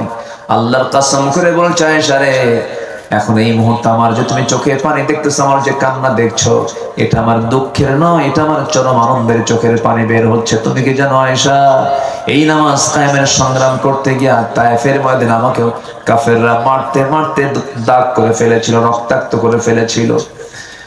আমাকে মেরে ফেলার জন্য সব আয়োজন সম্পূর্ণ করেছিল এই নামাজ কায়েমের জন্য। আয়েশা, উহুদের ময়দানে তারা দান্দা মোবারক আমার শহীদ করে দিয়েছে, দেখো দাঁত দুইটা নাই আমার। এই যে তায়েফের দাগে, তায়েফের আঘাতে গোটা শরীরটা আমার ক্ষত বিক্ষত হয়ে আছে, দুটো দাঁত ভেঙে গেছে উহুদের প্রান্তরে। ওরে আয়েশা, খন্দকের পরীক্ষা খনন করতে গিয়ে ওই যে আমার কোমরটা কুঁজো হয়ে গেছে, আজকে মৃত্যুর দিন পর্যন্ত, মৃত্যুর আগ পর্যন্ত আমি আমার কোমর সোজা করতে পারছি না। যে নামাজ কায়েমের জন্য আমার কোমর চলে গেল, আমার দাঁত চলে গেল, দেশ ছাড়তে হলো, গালিগালাজ শুনতে হলো, ক্ষত বিক্ষত হতে হলো, আমার চাচা আমির হামজাকে মেরে তারা কলিজা পর্যন্ত বের করে চিবায় চিবায় প্রতিশোধ নিতে পারলো, সেই নামাজ আজকে রাষ্ট্রীয় পর্যায়ে কায়েম হয়ে গেছে। আয়েশা, এটা আমার দুঃখের হাসি, দুঃখের কান্না নয়, এটা আমার আনন্দের কান্না। জোরে কোন সুবহানাল্লাহ। আমার বন্ধুগণ, আমার নবীর ইন্তেকাল হয়ে গেল, বহু লম্বা কথা। ইন্তেকাল হয়ে যাওয়ার পর খিলাফতের দায়িত্ব গ্রহণ করলেন হচ্ছেন সাইয়েদনা আবু বকর সিদ্দিক রাদিয়াল্লাহু তাআলা আনহু। দায়িত্ব পালন শুরু করলেন, কিন্তু তার দায়িত্বের আগ থেকে তিনি এক প্রতিবেশী বৃদ্ধা নারীর তিনি হক আদায় করতেন। তার স্বামী ছিল না, তার কোন ছেলে সন্তান মেয়ে সন্তান কেউ ছিল না, নিঃসন্তান একজন মহিলা ছিলেন, বয়স্ক নারী ছিলেন। তার ঘরের পাশেই তার ঘর, তাকে দেখার জন্য যেমন তেমন কেউ ছিল না। তিনি করতেন কি, প্রত্যেক রাতে তিনি চলে যেতেন মহিলার কাছে, গিয়ে তার কাপড় চোপড় ধুয়ে দিতেন, তার খাবার টাবার প্রস্তুত করে দিতেন, ধুয়ে দিতেন, সবকিছু পরিষ্কার করে ঘর বাড়ি পরিচ্ছন্ন করে তিনি দিয়ে আসতেন। কিন্তু খেলাফতের দায়িত্ব যখন পেলেন, ওই বৃদ্ধা নারী মনে মনে চিন্তা করতেছে, আজকে থেকে আমার খেদমত করবে কে? আবু বকর তো নতুন দায়িত্ব পেয়ে গেল, কিন্তু দায়িত্ব পেয়েছেন, এটার কোনো প্রভাব ওই বৃদ্ধা নারীর ঘরে পড়লো না। যথারীতি তিনি সব কাজ শেষে তিনি মহিলার ঘরে ঢুকতেন, কাপড় চোপড় ধুয়ে দিতেন, রান্না বান্না করে দিতেন, ফল ফলাদিগুলো ধুয়ে দিতেন, খেদমত চালাতে লাগলেন। পাশেই ছিল সাইয়েদনা ওমর ফারুকের বাড়ি। তিনি মনে মনে চিন্তা করছেন, আমাদের ভাই আবু বকর তো খেলাফতের দায়িত্ব পেয়েছেন, ওই মহিলার খেদমত আমি করা শুরু করি। দরজায় গিয়ে নক করে বলছেন, আমি ওমর, আমি আপনার খেদমত করতে আসছি। সঙ্গে সঙ্গে মহিলা বলছে, খেদমতের প্রয়োজন নাই, কিছুক্ষণ আগে এক যুবক আমার খেদমত করে দিয়ে চলে গেছে। মনে মনে চিন্তা করলেন, কোন সেই খাদিম আমার দেখা দরকার। সাইয়েদনা ওমর ফারুক করলেন কি, অন্ধকার রাত্রিতে ওই বৃদ্ধা নারীর, বৃদ্ধা মহিলার ঘরের দরজার পাশে তিনি দাঁড় হয়ে আছেন। কে যেন খালি পায়ে চট করে ঘরের মধ্যে ঢুকে গেল। প্রথম রাত পান নাই, দ্বিতীয় রাত পান নাই, তৃতীয় রাতে তিনি দেখতে পেলেন কে যেন ঘরের মধ্যে খালি পায়ে ঢুকে গেল। অপেক্ষার প্রহর গুনলেন। কিছুক্ষণ পর দরজা খুলে যখন বের হতে নিয়েছেন, নগ্ন পায়ে পিছন থেকে চট করে তার হাতটা চেপে ধরে মুখের দিকে তাকায় দেখেন কেউ নয়, সাইয়েদনা আবু বকর সিদ্দিক রাদিয়াল্লাহু আনহু সামনে দাঁড়ানো। ওমর ফারুক বলছেন, আমিরুল মুমিনিন, আমাদের তো কিছু হক আছে। আপনি দিনের বেলা রাষ্ট্র চালাবেন, রাত্রিবেলা এত পরিশ্রম করবেন, আপনি তো বাঁচবেন না, অসুস্থ হয়ে পড়বেন। সাইয়েদনা আবু বকর বলেন, আবু ওমর, কিয়ামতের দিন আমার হিসাব তুমি দিবা না, তোমার হিসাবটা আমি দেব না, আমার প্রতিবেশীর হক আমাকে আদায় করার সুযোগটা তুমি দিয়ে দাও। জোরে কোন সুবহানাল্লাহ। প্রত্যেক রাত্রি তিনি খালি পায়ে বের হতেন জনগণকে দেখার জন্য, প্রত্যেক রাত্রিতে খালি পায়ে বের হতেন। ওমর ফারুক একদিন তাকে দেখে ফেলেন, তিনি খালি পায়ে নগ্ন পায়ে হাঁটতেছেন। প্রশ্ন করছেন, সাইয়েদনা আবু বকর, খালি পায়ে হাঁটেন কেন? এই যে পাহাড়িয়া পথ, পাথরের পথ, পাথরের ধাক্কা লেগে, পাথরের সঙ্গে আঘাত লেগে পা থেকে রক্ত ফেটে, চামড়া ফেটে রক্ত বের হয়ে যাবে, আপনি তো অসুস্থ হয়ে পড়বেন। সাইয়েদনা আবু বকর বলেন, ও আমার ভাই ওমর, আমি যদি খালি পায়ে গভীর রাত্রিতে না হেঁটে যদি জুতা পায়ে হাঁটি, জুতার শব্দের সাথে, জুতার সাথে পাথরের আঘাত লাগবে, একটা আওয়াজ বের হয়ে যাবে। এই আওয়াজটা যদি আমার রাষ্ট্রের, আমার নাগরিকের কানে চলে যায়, গভীর রাত্রিতে ঘুম নষ্ট হয়ে যাবে। আর যদি আমার পায়ে হাঁটার শব্দে যদি আমার প্রতিবেশী, আমার রাষ্ট্রের নাগরিকের যদি ঘুম নষ্ট হয়ে যায়, কিয়ামতের দিন এর জন্য আসামির কাঠগড়ায় দাঁড়িয়ে তার জবাব দিতে হবে। এই জন্য আমি নগ্ন পায়ে, খালি পায়ে জনগণকে দেখার জন্য নিশীতে রাত্রিতে হাঁটতেছি। জোরে কোন সুবহানাল্লাহ। নেতা আসিবেন রাজশাহীতে, ঢাকা হইতে, কি হইতে, ঢাকা হইতে আসিবেন বা ইয়ারে আসিবেন, এয়ারপোর্টের লাইন সম্পূর্ণ ক্লোজ। ভিভিআইপি আসিবেন, কি ঠিক আছে কিনা? সাহেব বাজারের রাস্তা 3 ঘন্টার জন্য বন্ধ। এয়ারপোর্টের লাইন পাওয়া থেকে আমচত্বর পর্যন্ত 3 ঘন্টা কোনো যানবাহন চলিবে না। ভিভিআইপি আসিতেছে, আছে নাকি? এগুলো ভিআইপি নেবে সোর ঠিক কিনা?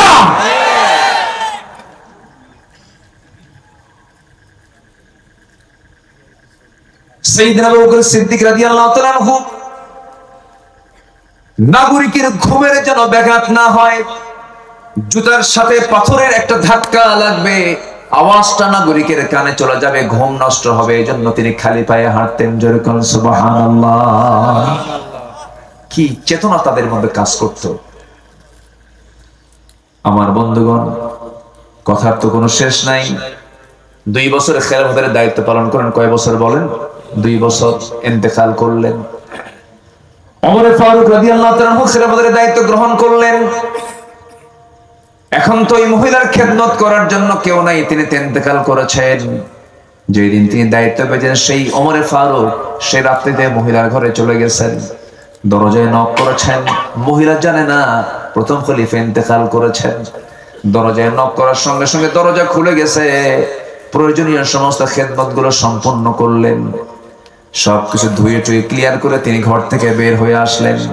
বুড়ি মহিলা খেজুর খেতে বসেছেন, পরিষ্কার করে দিয়ে তার সামনে খেজুর গুলো রেখে আসছেন। ওমর ফারুক রাদিয়াল্লাহু তাআলা আনহু সেই খেজুর থেকে একটা খেজুর মুখের মধ্যে নিয়ে তিনি খেতে নিয়েছেন। হঠাৎ করে কামড় দিয়েছেন, দাঁতের নিচে খেজুরের বিচিটা আটকে গেছে। সঙ্গে সঙ্গে বুড়ি মহিলা বলে ফেলতেছেন ইন্না লিল্লাহ। ইন্না লিল্লাহ বলার কারণ হলো উনি মনে মনে সিদ্ধান্ত নিয়েছেন, বুঝতে নিশ্চিত হয়েছেন নিঃসন্দেহে আমার আগের খাদেম আবু বকর নাই, সে দুনিয়া থেকে বিদায় নিয়েছে। কারণ আমার আবু বকর যদি আজকে খেদমত করতে আসতো, আমার আবু বকর খেজুর শুধু ধুয়ে দিত না, খেজুরের বিচিটা শুদ্ধ সব খেজুর থেকে বের করে আমার জন্য খাওয়ার সুবিধা করে দিত। জোরে কোন সুবহানাল্লাহ। আমার বন্ধুগণ, এই জন্য শাসক দরকার। কি ইমানহীন না ইমানদার? বেনামাজি না নামাজি? খেয়ানতকারী না আমানতদার? মিথ্যাবাদী না সত্যবাদী? ওয়াদা রক্ষাকারী না ওয়াদা ভঙ্গকারী? মনে থাকবে কথাগুলো, মনে থাকবে? সবার কি মনে থাকবে? আমরা তো মানুষও ভালো না, আমার এই দেশের মানুষ তো আমার ভালো না। ভালো মানুষ আপনার কাছে আসলে তখন আপনি ঠেলে দিয়ে বলেন, আপনি এখানে আসছেন কেন? এখানে কি ভালো মানুষের ভাত আছে? আমরা এই দেশের মানুষও ভালো না, তো আমাদেরও সমস্যা আছে, আছে না নাই বলেন? ফাইল নড়ে না, ঘুষ দেয় কে? কে দেয়? জনগণ। জনগণ দেয় না? জনগণ দেয়। স্যার ফাইলটা তাড়াতাড়ি পার করে দেন। আপনার ফাইল তো 99 নম্বরে, 99 নম্বরে থাকুক, ওটাকে 1 নম্বরে আনতে হবে। কত দিতে হবে স্যার বলেন? আছে না নাই? ঘুষ খাওয়া তো দোষ, তবে ঘুষ দেওয়ার মধ্যে কোনো দোষ নাই। আসতে কয়, আছে না নাই? সুদ খাওয়া তো দোষ, তবে সুদ দিতে কোনো দোষ নাই। হ্যাঁ, আছে না নাই? সুদ খাওয়াও দোষ, সুদ দেওয়াও দোষ। সুদ খাইলি কেন? এটারও বিচার হবে। সুদ দিলি কেন? এটারও বিচার হবে। বিচার করবেন কে? চলে যাচ্ছেন নাকি আপনারা? সবাই থাকবেন তো? জোরে বলি ইনশাআল্লাহ। করতেছেন কিনা জানি না। এই সময় দয়া করে উঠবেন না, যদি ওঠেন ভাববো ওটাই সুদ খায়।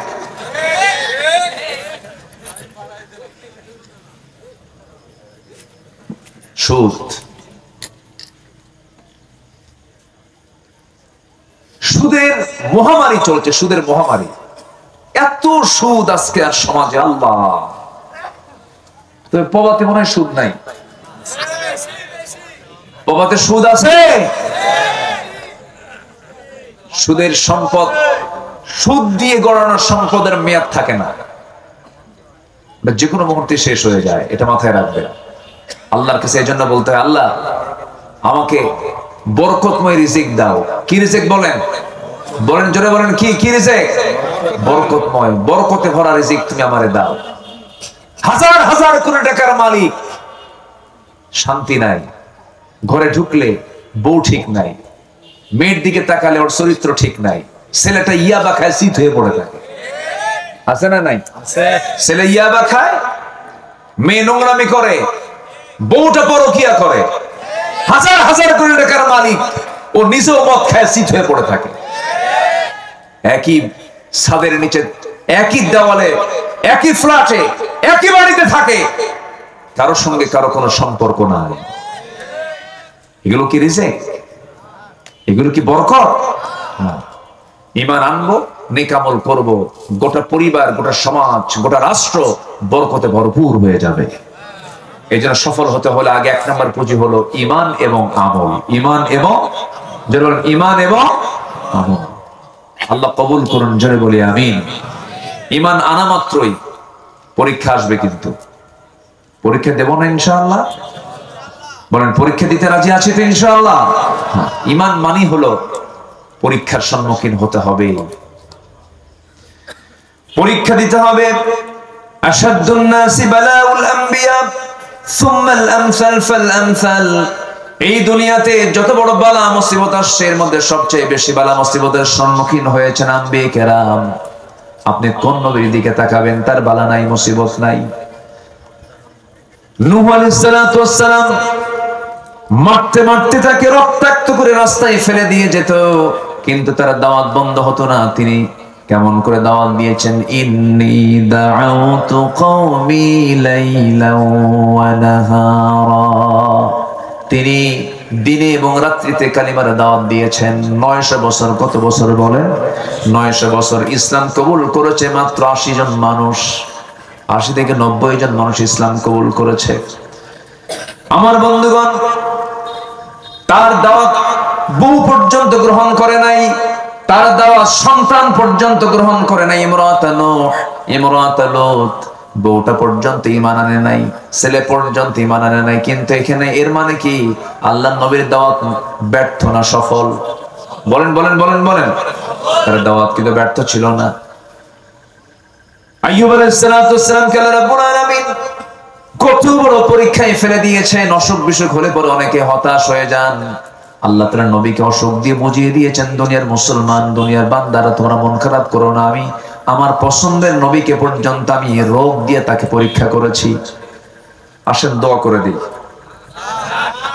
এই যে 2-1 করে ওঠে, কি চাপ চুপ লাগছে নাকি আপনাদের? ও চাপ, নিম্ন চাপ, নিম্ন চাপ। কি চাপ? কি জানে খুলে, কি চাপ জানে খুঁজছে না। একটু বসেন না, একটু বসেন। ভাইরে কত সময় কত দিকে চলে যায়। আপনি তো আমাকে দেখছেন, কিছু লোক যাচ্ছে, আমি আবার দেখি, আবার এই জন্য ওইদিকে চোখ চলে যায়। আমি চাচ্ছি যে 100% মানুষ, 100% মানুষ আমরা থেকে যাব। জোরে বলি ইনশাআল্লাহ। আমরা একসঙ্গে দোয়া করব ফিলিস্তিনকে নিয়ে, আমরা একসঙ্গে দোয়া করব কাশ্মীরকে নিয়ে। আর তবে আমার বিশ্বাস খুব বেশি দিন ধরে নয়, ভারত টুকরো টুকরো হয়ে যাবে। অল্প দিন, অল্প দিন। গজওয়াতুল হিন্দের ঘান আমরা আঁকের মধ্যে পাচ্ছি। আল্লাহর ঘরকে তারা হাত দিয়েছে, ওরাও টুকরো টুকরো হয়ে যাবে। সময় বেশি দিন নাই, ইসরায়েল টুকরো টুকরো হয়ে যাবে, টিকবে না। মুসলিমদের দোয়া কবুল করেন কে? মুসলিমদের দোয়া কবুল করেন কে? সম্মানিত ভাইরা, আমরা বিজয়ী হয়ে যাব। শর্ত হলো ঈমান আনতে হবে, নেক আমল করতে হবে। রাজি আছেন তো? ঈমান এবং নেক আমল থাকলে আমার মুখের দোয়া কবুল করবেন কে? আল্লাহ। যা বলবো তাই কবুল করবেন তিনি। সবাই কি নামাজ পড়তে রাজি আছেন? কয় ওয়াক্ত নামাজ? আমার না খুব লজ্জা লাগে জানেন, মুসলমানকে নামাজের কথা বলতে হবে। হ্যাঁ, বিষয়টা এরকম না? মুসলমানকে নামাজের কথা বলতে হবে। মুসলমানকে কেন বলতে হবে নামাজের কথা? এর কারণ হচ্ছে সবচাইতে বড় ব্যর্থতা হলো রাষ্ট্রের ব্যর্থতা, রাষ্ট্রের ব্যর্থতা, রাষ্ট্রের ব্যর্থতা। এত আইন পাশ হলো, নামাজের আইন কেউ পাশ করলো না। কি আইন পাশ করলো? আইন পাশ করলো হলো বেশ্যাবৃত্তির আইন পাশ করছে। করে নাই? করে নাই? সেই পতিতারা পতিতাবৃত্তি করবে, তাদেরকে শ্রমিকের মর্যাদা দিতে হবে। নারী সংস্কারের কিছু নীতিমালা এই প্রেক্ষাপটে পাশ করার ষড়যন্ত্র করা মানে কিছু নাস্তিক ঘাটতি মারা কিছু নাস্তিক বিভিন্ন মন্ত্রণায় বসে আছে, ঠিক কিনা? এগুলো আমরা হতে দেব না। মেয়েদের সম্মান মর্যাদা প্রতিষ্ঠিত হবে পর্দার বাইরে না পর্দার ভিতরে? পর্দার বাইরে না পর্দার ভিতরে? আমার মাদের সোশ্যাল সিকিউরিটি, সার্বিক সিকিউরিটি একমাত্র পর্দাই দিতে পারে। পর্দার মধ্য দিয়ে তাদের সিকিউরিটি আসতে পারে। মেয়েরা ঢাকবে, মেয়েরা শালীনপূর্ণ পোশাক পরবে। হুকুমটা কার? আসতে বলবেন না, হুকুমটা কার? কে কত রকম কাপড় পরবে, কে কত রকম ঢাকবে, কার পোশাকের কোন ড্রেস কোড হবে, সব বলে দিয়েছেন কোরআনে। তিনি কে? আল্লাহ। প্রগতিবাদীরা, প্রগতি ওদের না, ওরা না দিছে প্রগতিবাদী। প্রগতি না দুর্গতি। এই প্রগতিবাদীরা বলে একটা পুরুষ যদি গ্রীষ্মের খরতাপে ক্যাম্পাসের সামনে যদি বুকের সবগুলো বুতাম খুলে দিয়ে যদি বাতাস নিতে পারে, একটা নারী কেন পারবে না? কত বড় জানোয়ার দেখে। আছে না? নাই আছে। এগুলো দুষ্টামি, এগুলো শয়তানি। আল্লাহ তাআলা মাদেরকে বাহ্যিক যে স্ট্রাকচার দিয়েছেন, শারীরিক যে স্ট্রাকচার দিয়েছেন, মেয়েদেরকে আল্লাহ পাক ঢাকতে বলেছেন। আইয়ুদনিনা আলাইহিন্না মিন জালাবিবিহিন্না, তারা তাদের দেহের উপরে প্রশস্ত কাপড়টা ঝুলিয়ে দেবে। এটা কার বিধান বলেন তো? আসতে বলেন, কার বিধান? গত কয়েকদিন আগে বাউফল, পটুয়াখালীর বাউফলে কোন এক কর্মকর্তা একজন এসএসসি পরীক্ষার্থী হলে বোরকা পরে ঢুকবে বলে তাকে বলা হয়েছে মুখের নেকাব না খুললে ঢুকতে দেওয়া হবে না। এদের ধরে জুতা বেঁধে করা দরকার। এখন এগুলো ষড়যন্ত্রগুলো চলছে। সম্মানিত ভাইয়েরা, সম্মানিত বন্ধুগণ, আমরা ঈমান এনেছি, নেক আমল করব। জোরে বলি ইনশাআল্লাহ। বেনামাজি থাকবো না, নামাজি হব। জোরে বলি ইনশাআল্লাহ। বউ বেনামাজি, তাকে নামাজি বানাবো, বলবো নামাজ তোমাকে পড়তেই হবে। পৃথিবীর যত ভুল একজন মহিলা করুক, ইসলাম কখনো তালাককে পছন্দ করে না। ইসলাম তালাককে অপছন্দ করেছে। তালাক দিও না, বৈঠকে বসো, সমাধান করো, অসলহু খায়র, অনেক কথা বলে আল্লাহ তাআলা বারবার বলছেন তোমাদের সম্পর্ক তোমরা অটুট রাখো। কিন্তু যদি কোন নারী যদি আল্লাহর হক নষ্ট করতে চায়, আপনার স্ত্রী যদি নামাজ না পড়তে চায়, নামাজের যদি বিরোধিতা করে, তাহলে সে কি আপনার কখনো বন্ধু থাকতে পারে? বন্ধু থাকতে পারে? কিন্তু নামাজের কারণে সম্পর্কের অবনতি এটা খুবই কম। দিন মানার কারণে, দিন না মানার কারণে সম্পর্ক অবনতি হয়েছে এটা খুবই কম। যত তালাক হচ্ছে আমার দেশে, এই তালাকের প্রবণতা মূর্খদের মধ্যে বেশি না শিক্ষিতের মধ্যে বেশি? ভালো তো বললেন আপনারা, বলেন বলেন, মূর্খের মধ্যে না শিক্ষিতের ভিতরে? নামাজ নিয়া, রোজা নিয়া, ইবাদত নিয়া, পর্দা নিয়া না, বরঞ্চ পর্দায় থাকি কেন? চাকরি করবো না কেন? কি ঠিক কিনা বলেন? আমার যোগ্যতা আছে, আমি কেন বের হব না? সমান অধিকার। কি অধিকার বলেন? সমান অধিকার। নারী এবং পুরুষকে ইসলাম কখনো সমান অধিকার দিতে পারবে না, বরঞ্চ নারীকে আল্লাহ তাআলা পুরুষের চাইতে বেশি অধিকার দিয়ে দিয়েছে। আপনি সমান অধিকার চান কেন? সম্পত্তি বেশি পায় কে, পুরুষ না মহিলা? ভালো করে বলবেন। বাপ মরে গেছে, সন্তান রেখে গেছে, ছেলে 2 বিঘা, মেয়ে কয় বিঘা পাবে? কে বেশি পাইল না কম পাইল? বাপেরটা কম পাইছে, কিন্তু আয় 10 টাকা, ব্যয় 0। আয় 10 টাকা, ব্যয় 0। আর পুরুষের আয় 10 টাকা, খরচ 15 টাকা।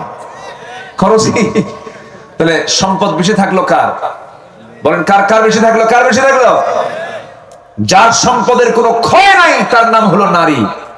ইসলাম এত বড় দিয়েছে, হাজার হাজার কোটি টাকার মালিক হবে আপনার বউ, 1 টাকাও যদি খরচ না করে আপনার সংসারে, কোনো গুনাহ হবে না। ঠিক কিনা বলেন? কিন্তু দায়িত্ব হলো স্বামী, তাকে খরচ করতে হবে, ফরজ মনে করে খরচ করতে হবে। হ্যাঁ, যদি আপনার স্ত্রী যদি খরচ করেন, এটাই হেসান, ভালো, উত্তম কাজ। কিন্তু খরচ না করলে এতে কোনো যায় আসে না। তাহলে ইসলাম কি নারীকে ঠকাইছে মনে হয় নাকি? বোঝে না মায়েরা, উল্টা পাল্টা এমনি একটা কথা বলে যে আমাদের এমনি বস্তাবন্দি করে রাখছে, ঘরের মধ্যে রাখছে, রান্না বান্না করার জন্য রাখছে। ভুল কথা এগুলো। সন্তান কার পেটে থাকে? তো আপনার সন্তানটা পুরুষের পেটে ঢুকায় দেন, মা দেন ঢুকায়া, ঢুকবে? পুরুষ কি সন্তান ধারণ করে না? তো যার সাথে, যার পেটের সাথে, যার দেহের সাথে সন্তানের সম্পর্ক জুড়ে আছে, ডিপার্টমেন্ট সম্পূর্ণ ভিন্ন, তাদের কর্ম ভিন্ন, তাদের ক্ষেত্র ভিন্ন, ঠিক কিনা? বোঝে না, বোঝে না। আল্লাহ পাক নারীকে কি দাম দিয়েছেন জানেন? প্রশ্ন করবেন হাদিসে, হাদিস বলে দাও জান্নাত কোথায়? হাদিস বলে দিচ্ছে জান্নাত মায়ের পায়ের নিচে। যেরকম সুবহানাল্লাহ। এরপরেও কই ইসলাম ঠকাইছে? ইসলাম কি ঠকাইছে? এগুলো ভুল কথা, এগুলো বোঝে না, জানে না, এই জন্য এই সমস্ত কথাগুলো বলা হয়। জানেন এই পৃথিবীতে একজন নারী দুনিয়াতে বসে জান্নাতের খাবার খেয়েছেন, বলেন কোন মহিলা? মারিয়াম। যেরকম সুবহানাল্লাহ, যেরকম সুবহানাল্লাহ। চিন্তা করা যায়? জান্নাতের খাবার দুনিয়াতে বসে খাইয়েছেন আল্লাহ পাক একটা নারীকে। জান্নাতের খাবার খাইয়ে দিলেন কেন? জাকারিয়া আলাইহিস সালাতু ওয়াস সালাম তার খেদমতের দায়িত্বে ছিলেন। এই বাইতুল মুকাদ্দাসের পাশে একটা ঘর ছিল, সেই ঘরে তাকে রাখা হলো। তিনি যখন খাবার দিয়ে আসতেন তালা খুলতেন, খাবার দিয়ে আসতেন, তালা মেরে আবার চলে আসতেন। হঠাৎ করে 3টা দিন তার স্মৃতি থেকে মুছে গেছে, মারিয়ামকে খাবার দিয়ে আসতে হবে। 3 দিন একটানা যান নাই। হঠাৎ করে তার মনে হলো জাকারিয়া আলাইহিস সালাতু ওয়াস সালাম 3 দিনের মাথায় গিয়ে দরজা খুলে দেখেন মারিয়াম সুন্দর করে বসে আছেন, সামনে কোনো সমস্যা নাই। কিন্তু তার সামনে অসময়কালীন ফলমূল গুলো, আম হয় কোন মৌসুমে বলেন? এই গ্রীষ্মকালে, ঠিক আছে না? গ্রীষ্মকালে আমের মৌসুম, কিন্তু শীতকালে আপনার নরমাল, এখন হয়তো 12 মাসই আম থাকে, সেটা ভিন্ন কথা, কিন্তু আমের মৌসুম তো এটাই মৌসুম। এই সময় অসময়কালীন ফলমূল গুলো তার সামনে কে যেন সুন্দর করে সাজিয়ে রেখেছে। বলা হলো মারিয়াম আন্না লাকি হাদা ইয়া মারিয়াম। কোরআনে এগুলো কথা আছে না? বলেন তো, আন্না লাকি হাদা ইয়া মারিয়াম, মারিয়াম তুমি সমস্ত খাবারগুলো কোথায় পেয়েছো? সুন্দর করে মারিয়াম জবাব দিচ্ছেন, ক্বালাত হুয়া মিন ইনদিল্লাহ। ও খালু, জাকারিয়া আলাইহিস সালাতু ওয়াস সালাম আল্লাহর পক্ষ থেকে, আল্লাহ আমার জন্য স্পেশালি জান্নাতের খাবার পাঠায় দিয়েছে। ভরসা কার উপর ছিল? আল্লাহ।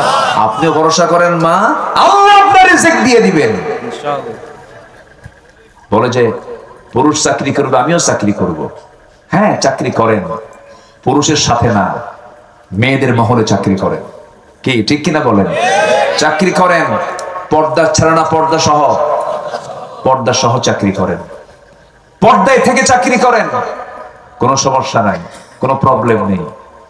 কিন্তু পর্দা নাই যেখানে চাকরি করা যাবে না সেখানে, এটা হচ্ছে সবচেয়ে বড় বিষয়। ইসলাম আপনাকে এত সংকীর্ণ করে রাখে না, অবশ্যই আপনার দায়িত্ব আছে। আপনি একজন পর্দাশীলা মহিলা, আপনার অপারেশন লাগবে, পেট অপারেশন করতে হবে। কি পুরুষ ডাক্তার ভালো হয় না মহিলা ডাক্তার ভালো হয়? ডাক্তার হবে মেয়েরা, সমস্যা কোথায়? কোনো প্রবলেম নেই।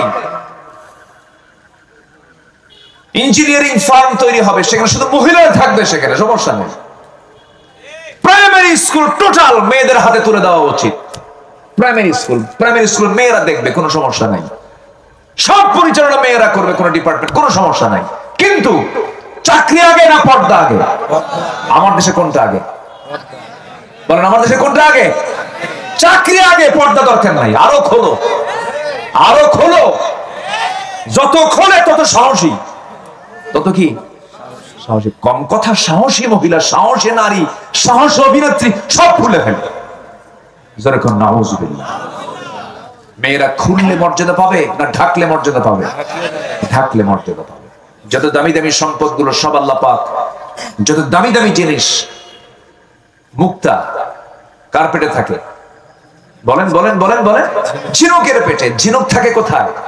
সাগরের তলে থাকে। মুক্তা ঝিনুকের পেটে, ঝিনুক থাকে সাগরের তলে। আল্লাহ পাক পর্দার মধ্যে রেখে দিয়েছেন। দামি দামি ফলমূল গুলো আল্লাহ পাক পর্দার মধ্যে রেখে দিয়েছেন। চাঁপাইনবাবগঞ্জ রাজশাহীর ওই যে মোড়ের আম চত্বর, ওটা কি আম, কিসের বলেন না, ওটা বড় আম, বুঝতে পারতেছে কি, ফজলি আমের। আচ্ছা যাই হোক, আমি একটা আম পছন্দ করি, নাম হলো ন্যাংরা। কি আম? ন্যাংরা। আজ থেকে আরো 21 বছর আগে চাঁপাইনবাবগঞ্জের একদম কনসার্ট এরিয়াতে, শাহবাজপুর এলাকা মনে হয় এটা হতে পারে, সোনা মসজিদের আশপাশে হবে কোথাও। ওই বেচারের প্রায় 150 বিঘার মতো তার আম বাগান। তো বললাম, চাচা আপনার বাগানে কি কি জাতের আম আছে? উনি 120-25 আমের নাম করলো, রাজভোগ, রানী ভোগ, গোপাল ভোগ, এরকম বহু নাম টাম বলল। এখন তারও নাম আরো কিছু আসছে আম। রংপুরের মিঠাপুকুরের দিকে এক আম হয় হাড়ি ভাঙ্গা, সামনে আরেকটা নাম দিবে মাজা ভাঙ্গা। আচ্ছা যাই হোক, তো বললাম যে চাচা আমার তো একটা আম পছন্দ খুব, কিন্তু আমের নামটা ভালো হয় নাই কেন, কি নাম? ন্যাংরা। আমি বললাম আচ্ছা ন্যাংরা নামটা আসলো কেমন, এটার তফসিরটা বলেন। তো বলতেছে মনে হয় ন্যাংরা কোনো লোক এই গাছটা লাগাইছিল। তো এই আম আল্লাহ পাক কি পর্দায় রেখেছেন না পর্দা ছাড়া রেখেছেন?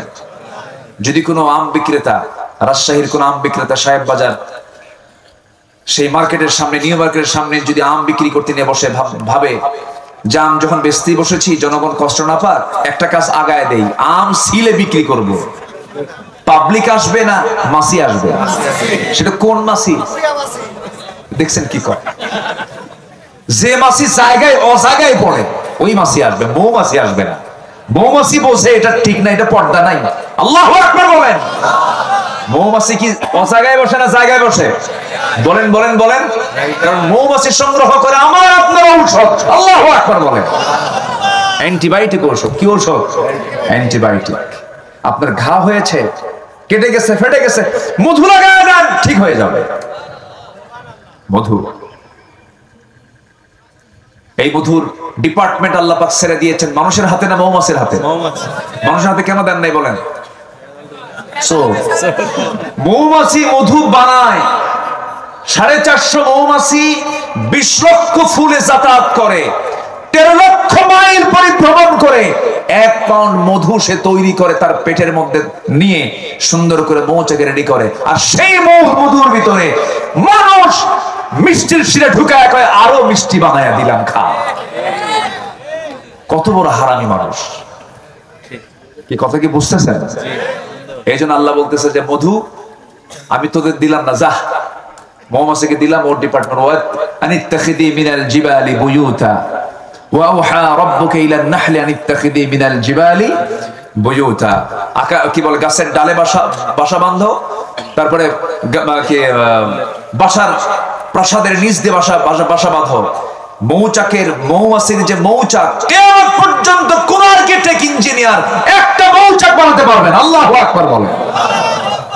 সব ডিপার্টমেন্ট দিয়েছেন, মৌমাছির হাতে ছেড়ে দিয়েছেন। ফার্মাসিউটিক্যাল ফ্যাক্টরি দিয়ে দিয়েছেন, জাহতু ফীহি শিফাউল লিন্নাস। এবং এই ফ্যাক্টরি, এই মধু তৈরি করার জন্য মৌমাছির পেটকে বাছাই করেছেন কে? মৌমাছির পেটকে বাছাই করেছেন কে? ইয়াখরুজু মিন বুতুনিহা শারাবুন মুখতালিফুন আলওয়ানুহা। কি হয়? ইয়াখরুজু, বের হয়, মিন বুতুনিহা, তার পেট থেকে, শারাবুন, কি শারাব, পানীয়, ড্রিঙ্কস, আলওয়ানুহা মুখতালিফুন, বিভিন্ন রং বেরঙের। মধুর রং কি একরকম হয়? ভিন্ন রং বেরঙের। এক একটা ফুলের মধ্যে এক একটা রঙের হয়, এক একটা ফুলের মধ্যে এক একটা রং আল্লাহ পাক করে দিয়েছেন। জোরে কান সুবহানাল্লাহ। এই মধুগুলো সংগ্রহ করার সময়, রসগুলো সংগ্রহ করার সময় মৌমাছিগুলো মুখে নিয়ে আসে না, পেটের মধ্যে নিয়ে আসে। পেটের মধ্যে আলাদা স্টমাক আছে, মানুষের স্টমাক একটা, আর আল্লাহ পাক মধুর স্টমাক দিয়েছেন পেটের মধ্যে 2টা। একটা তার পেটের স্টমাক, খাওয়ার স্টমাক, আর একটা হচ্ছে হানি স্টমাক, মধু রাখার এক্সট্রা স্টমাক। আল্লাহু আকবার। সেই মৌমাছি কি সাহেব বাজারের মোড়ে ওই আমের উপরে কি সেই মৌমাছি বসে? সাধারণ মাছি বসে। কি বসে? মাছি বসে। কিন্তু মাছি বসলে কোনো ক্ষতি হবে না যদি পর্দায় থাকে। আর যদি পর্দা খুলে ফেলে, শুধু একটা মাছি ঢুকবে, তোর 14 গুষে ডায়রিয়া হয়ে পড়বে, ঠিক কিনা? অতএব যে মহিলার গায়ে পর্দা নাই, ওটা ডায়রিয়া। ওটা কি বলেন?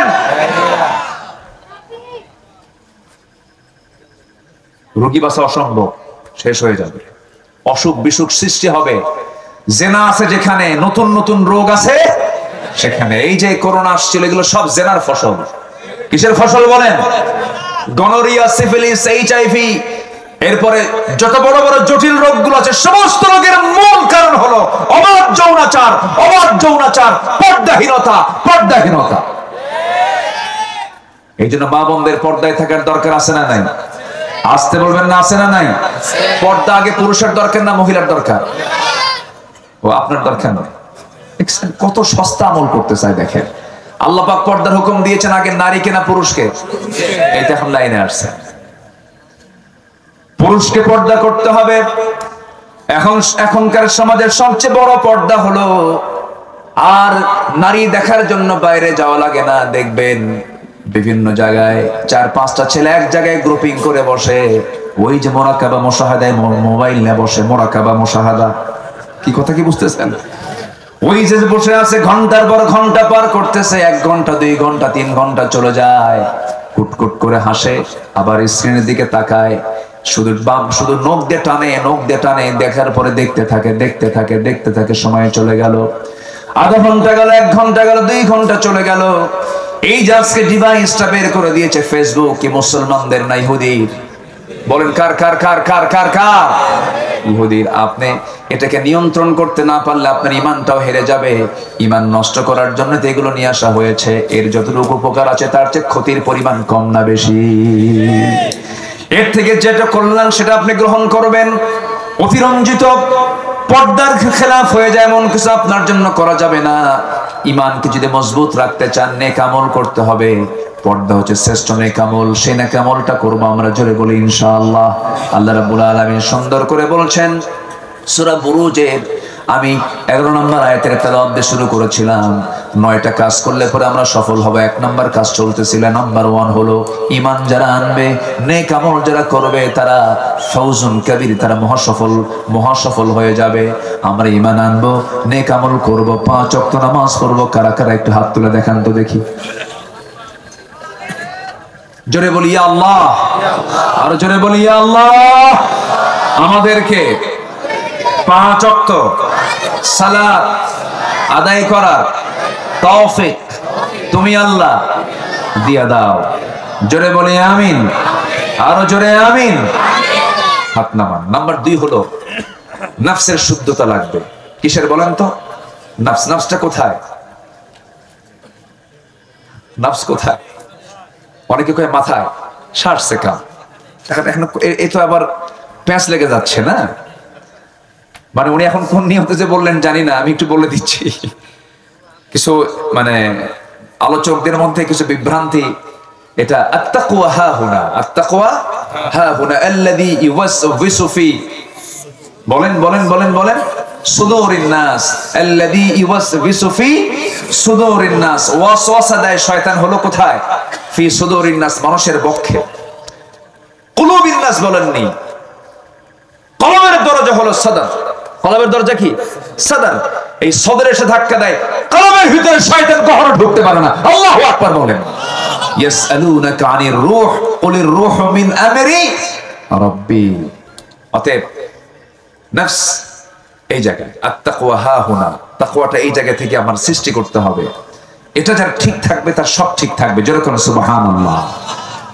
আল্লাহ রাব্বুল আলামিন বলেন, সফল হতে চাও, নাম্বার 2 হলো 1 নাম্বার ঈমান আনবে, নেক আমল করবে। নাম্বার 2 হলো পরিশুদ্ধিতা নিয়ে আসবে, তাজকিয়াতুন নফস নিয়ে আসতে হবে, নফসের শুদ্ধতা নিয়ে আসতে হবে। ক্বাদ আফলাহা মান তাযাক্কা ওয়া যাকারা ইসমা রাব্বিহি ফাসাল্লা বাল তু'থিরুনাল হায়াতাদ দুনিয়া ওয়াল আখিরাতু খায়রুন ওয়া আবকা إن هذا لفي الصحف الأولى صحف إبراهيم وموسى জোরে বলুন আল্লাহু আকবার। সফল হওয়ার জন্য 9টা আমল। কয়টা আমল বলেন? 9টা আমল। নাম্বার 1 হলো ঈমান, নেক আমল। নাম্বার 2 হলো পরিশুদ্ধিতা, তাজকিয়াতুন নফস, নফসের শুদ্ধতা দরকার।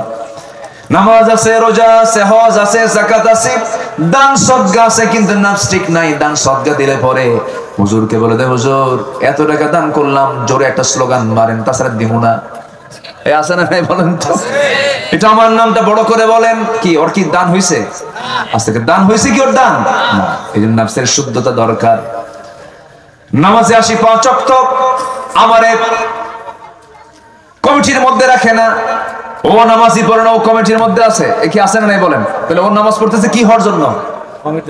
কমিটির সদস্য হওয়ার জন্য। তাহলে পরিশুদ্ধিত হলো না। নাম্বার 3 হলো সত্যবাদী হতে হবে। সত্যবাদী হবে যারা সফল হবে তারা। আল্লাহ রাব্বুল আলামিন সত্যবাদীদের ব্যাপারে বলছেন, যারা সত্যবাদী হবে যালিকাল ফাওজুল আযীম, তারাই হবে মহা সাফল্যবান। নাম্বার 4 হলো তাকওয়া অর্জন করবে যারা, তারা সফল হবে। ওয়া মান ইউতিইল্লাহা ওয়া রাসূলাহু ওয়া ইয়াখশাল্লাহ ওয়া ইয়াত্তাকিহি ফাউলাইকা হুমুল ফাইজুন। জোরে বলুন আল্লাহু আকবার। নাম্বার 5 হলো ধৈর্যশীল হবে যারা, আল্লাহ রাব্বুল আলামিন তাদেরকে সফল বলেছেন। ইন্নী জাযাইতুহুমুল ইয়াওমা বিমা সাবারু আন্নাহুম হুমুল ফাইজুন। জোরে বলুন আল্লাহু আকবার। নাম্বার 6 হলো আল্লাহ এবং তার রাসূলের যারা আনুগত্য করবে তারা সাফল্যবান হবে। ওয়া মান ইউতিইল্লাহা ওয়া রাসূলাহু ফাকাদ ফাযা ফাওজান আযীমা। জোরে বলুন আল্লাহু আকবার। সৎ কাজের আদেশ দিবে যারা, অসৎ কাজের বাধা দিবে যারা, তারাও সফল হবে, তারাও সাফল্যবান হবে।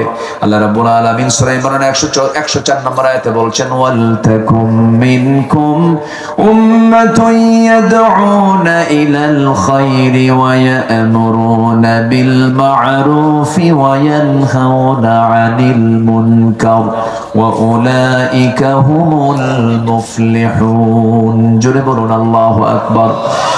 তওবা করবে যারা, সফল হবে তারা। তওবা নাই, সফলতা নাই, তওবা নাই, মাফ নাই, তওবা নাই, আল্লাহর রহমত নাই। তওবা করব কার কাছে? আল্লাহর কাছে।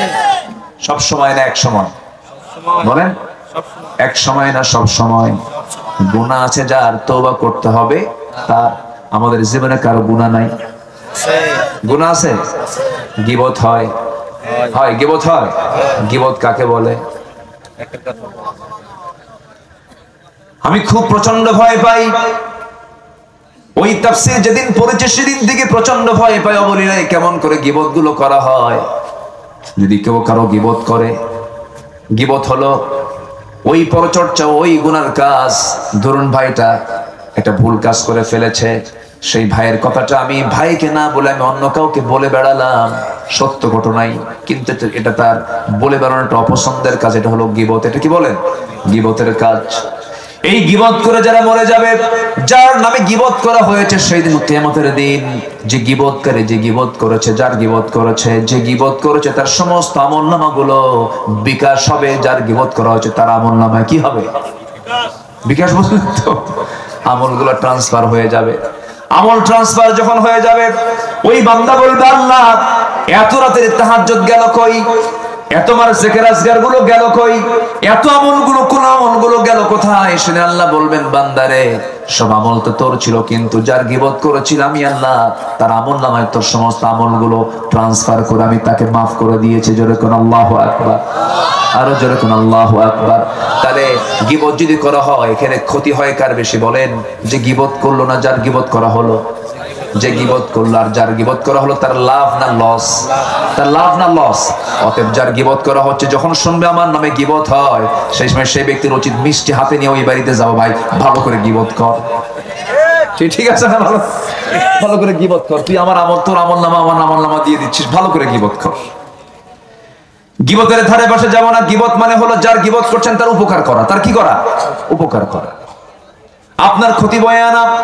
এই জন্য গীবত করার সময় নাই, মিথ্যা সাক্ষী দেওয়ার সময় নাই, আজে বাজে কাজ করার সময় নাই। যখন সময় আসবে আল্লাহর কাছে বলবো, আল্লাহর কাছে তওবা করব। আল্লাহর কাছে তওবা করার বিভিন্ন পন্থা আছে। সাইয়্যিদুল ইস্তিগফার আছে, সাইয়্যিদুল ইস্তিগফারটা আমরা পড়বো। এরপরে ছোট্ট আস্তাগফিরুল্লাহ, আস্তাগফিরুল্লাহ বলেন। কি বলেন? বলেন বলেন। আস্তাগফিরুল্লাহ, আস্তাগফিরুল্লাহ, আস্তাগফিরুল্লাহ বারবার বলবো। আমার নবজি গোটা দিনে 100 বারেরও বেশি বারে তিনি তওবা করেছেন, ইস্তিগফার পড়েছেন। আমার বন্ধুগণ, তওবা করলে আল্লাহ খুশি হয়ে যান। আল্লাহ রাব্বুল আলামিন বলেন, তুবু ইলাল্লাহি জামিআন আইয়ুহাল মুমিনুনা লাআল্লাকুম তুফলিহুন। জোরে বলুন আল্লাহু আকবার। সর্বশেষ নাম্বার 9 হলো তারাই তো সফল যাদের মধ্যে 9টা গুণ থাকবে, যাদের মধ্যে 7টা গুণ থাকবে। সূরা মুমিনুন বাড়িতে দেখে নেবেন, 7টা গুণ আছে যার সফলতা আছে তার। ক্বাদ আফলাহাল মুমিনুন। জোরে বলুন আল্লাহু আকবার। ওই সমস্ত মুমিনরা সফল কাম যারা নামাজটাকে সুন্দর করে আদায় করে, আজে বাজে কথা মুখ থেকে বের করে না, বেহুদা কোনো কথা বের করে না। আনিল লাগবি মুরিদুন ওয়াল্লাযীনা হুম লিয-যাকাতি ফাঈলুন। যাকাত যারা ঠিকমতো আদায় করে। আমরা যাকাত চাই না সুদ চাই? বলেন সমাজে আমরা কি চাই? যাকাত চাই না সুদ চাই? সুদ শুধু ধনী হবে এক শ্রেণী, গরিব হবে একটা শ্রেণী। আর যাকাত যদি থাকে ভারসাম্য চলে আসবে, একটা ব্যালেন্স চলে আসবে, উঁচু নিচু ভাবটা দূর হয়ে যাবে। আমার বন্ধুগণ, নাম্বার 4 হলো যারা লজ্জাস্থান হেফাজত করবে। নাম্বার 5 হলো যারা ওয়াদা ঠিক রাখবে। নাম্বার 6 হলো যারা আমানত ঠিক রাখবে।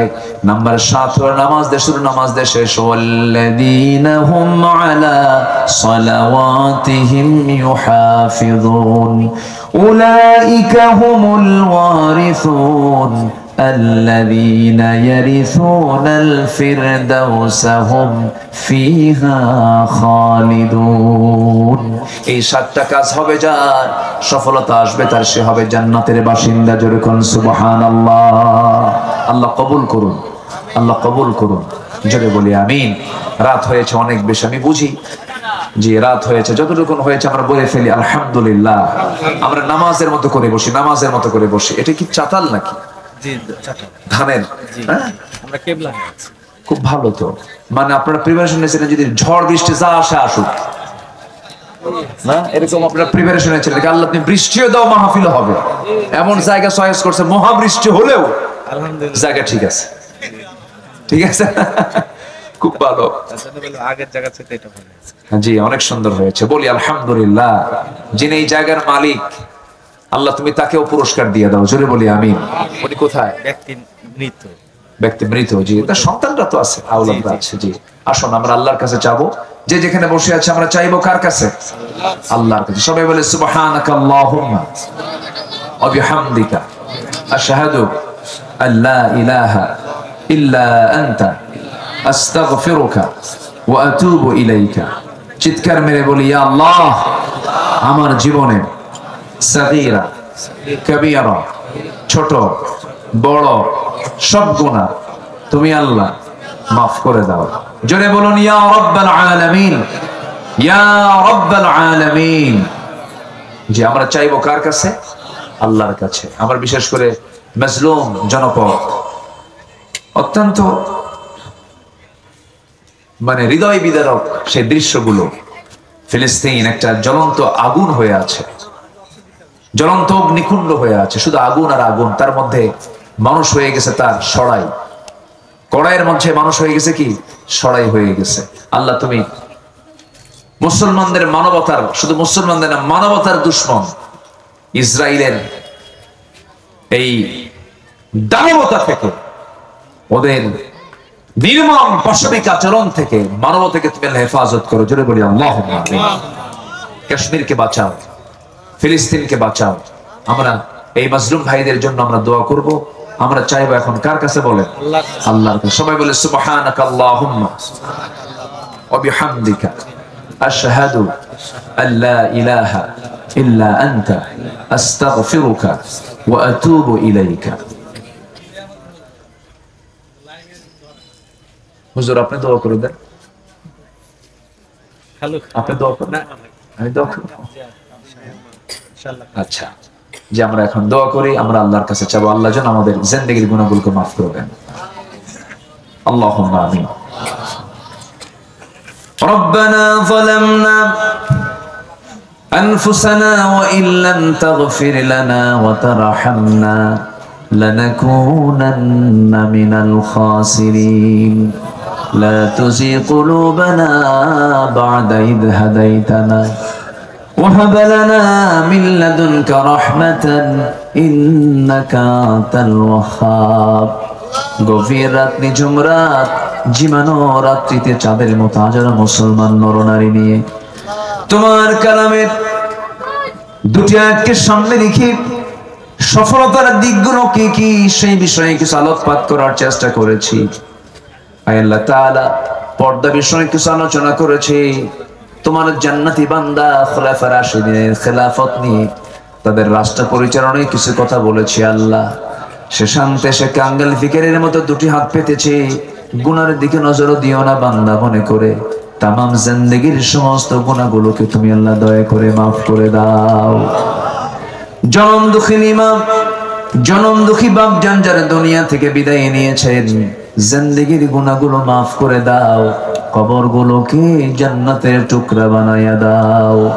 আব্বা আম্মার জন্য কি দোয়াটাও শিখিয়ে দিয়েছো, দিল থেকে হাত একটু উঁচু করে চক্ষুটা বন্ধ করে আওয়াজ দিয়ে দিয়ে আমার সঙ্গে আওয়াজ দিয়ে দিয়ে ঠোঁট মিলায় মিলায় সবাই বলুন রব্বিরহামহুমা কামা রব্বায়ানি সগীরা। আওয়াজ দিয়ে সবাই বলেন রব্বিরহামহুমা কামা রব্বায়ানি সগীরা। রব্বিরহামহুমা কামা রব্বায়ানি সগীরা। ও আল্লাহ, আলোচনা শেষ করে বাড়ি ফিরে যাব, বউ দেখবো, ছেলে দেখবো, মেয়ে দেখবো, আত্মীয় স্বজন দেখবো, কিন্তু মার ঘরে গিয়ে দেখবো মা নাই, মা কবরে চলে গেছে, বাবা নাই, বাবা কবরে চলে গেছে।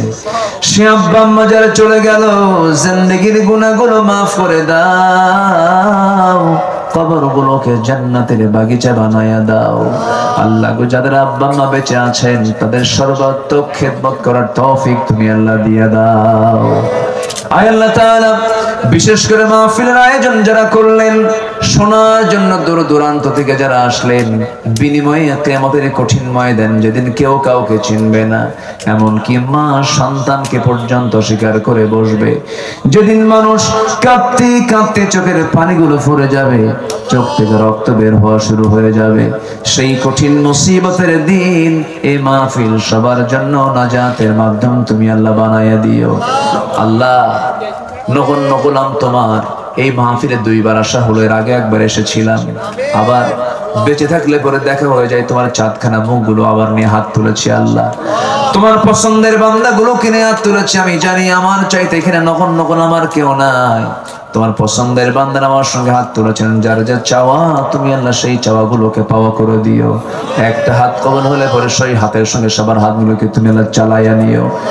আয় আল্লাহ তাআলা, তোমার বান্দাগুলোকে নিয়ে এমন সময় হাত তুলেছি, ফিলিস্তিন, ওই কাশ্মীর, এরকম করে বিশ্বের দেশে দেশে মুসলিম জনপদে অনেক জুলুমতন্ত্র চলছে। আল্লাহ, সকল মুনাফিকি থেকে, জালিমদের জুলুম থেকে আল্লাহ মেহেরবানি করে মুসলিম জনপদগুলোকে তুমি আল্লাহ হেফাজত করো।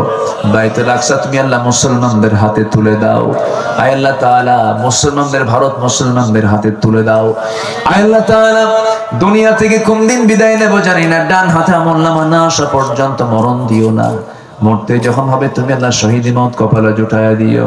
আয় আল্লাহ তাআলা, আমার ডানে বামে সামনে পেছনে যত ভাই হাত তুলেছেন সবার হাতগুলোকে চালায়া নিও। এই দোয়া আমার জীবনের শেষ দোয়া হতে পারে, এই চাওয়াটা আমার জীবনের শেষ চাওয়া হতে পারে।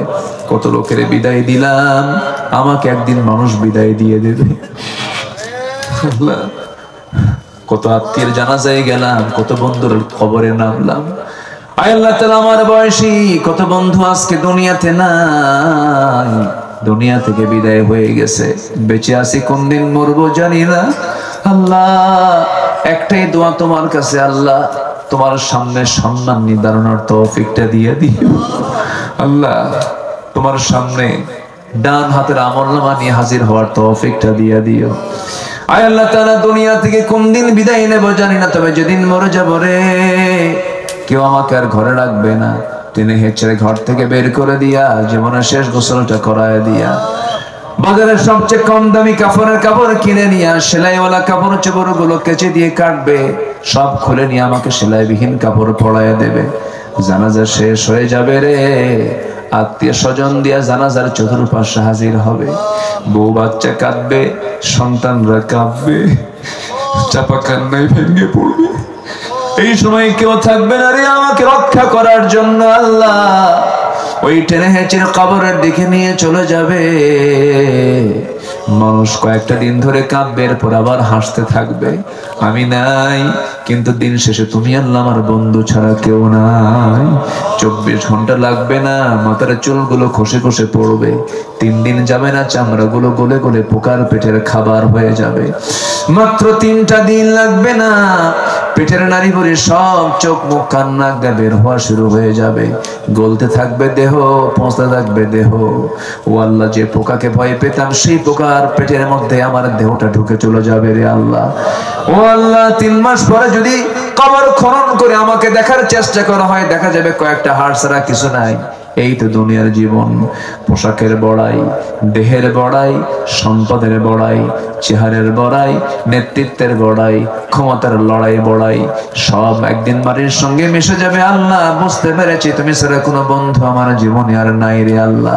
সে অন্তিম সময় যখন চলে আসবে, জবানে জারি করে দিও লা ইলাহা ইল্লাল্লাহ মুহাম্মাদুর রাসূলুল্লাহ।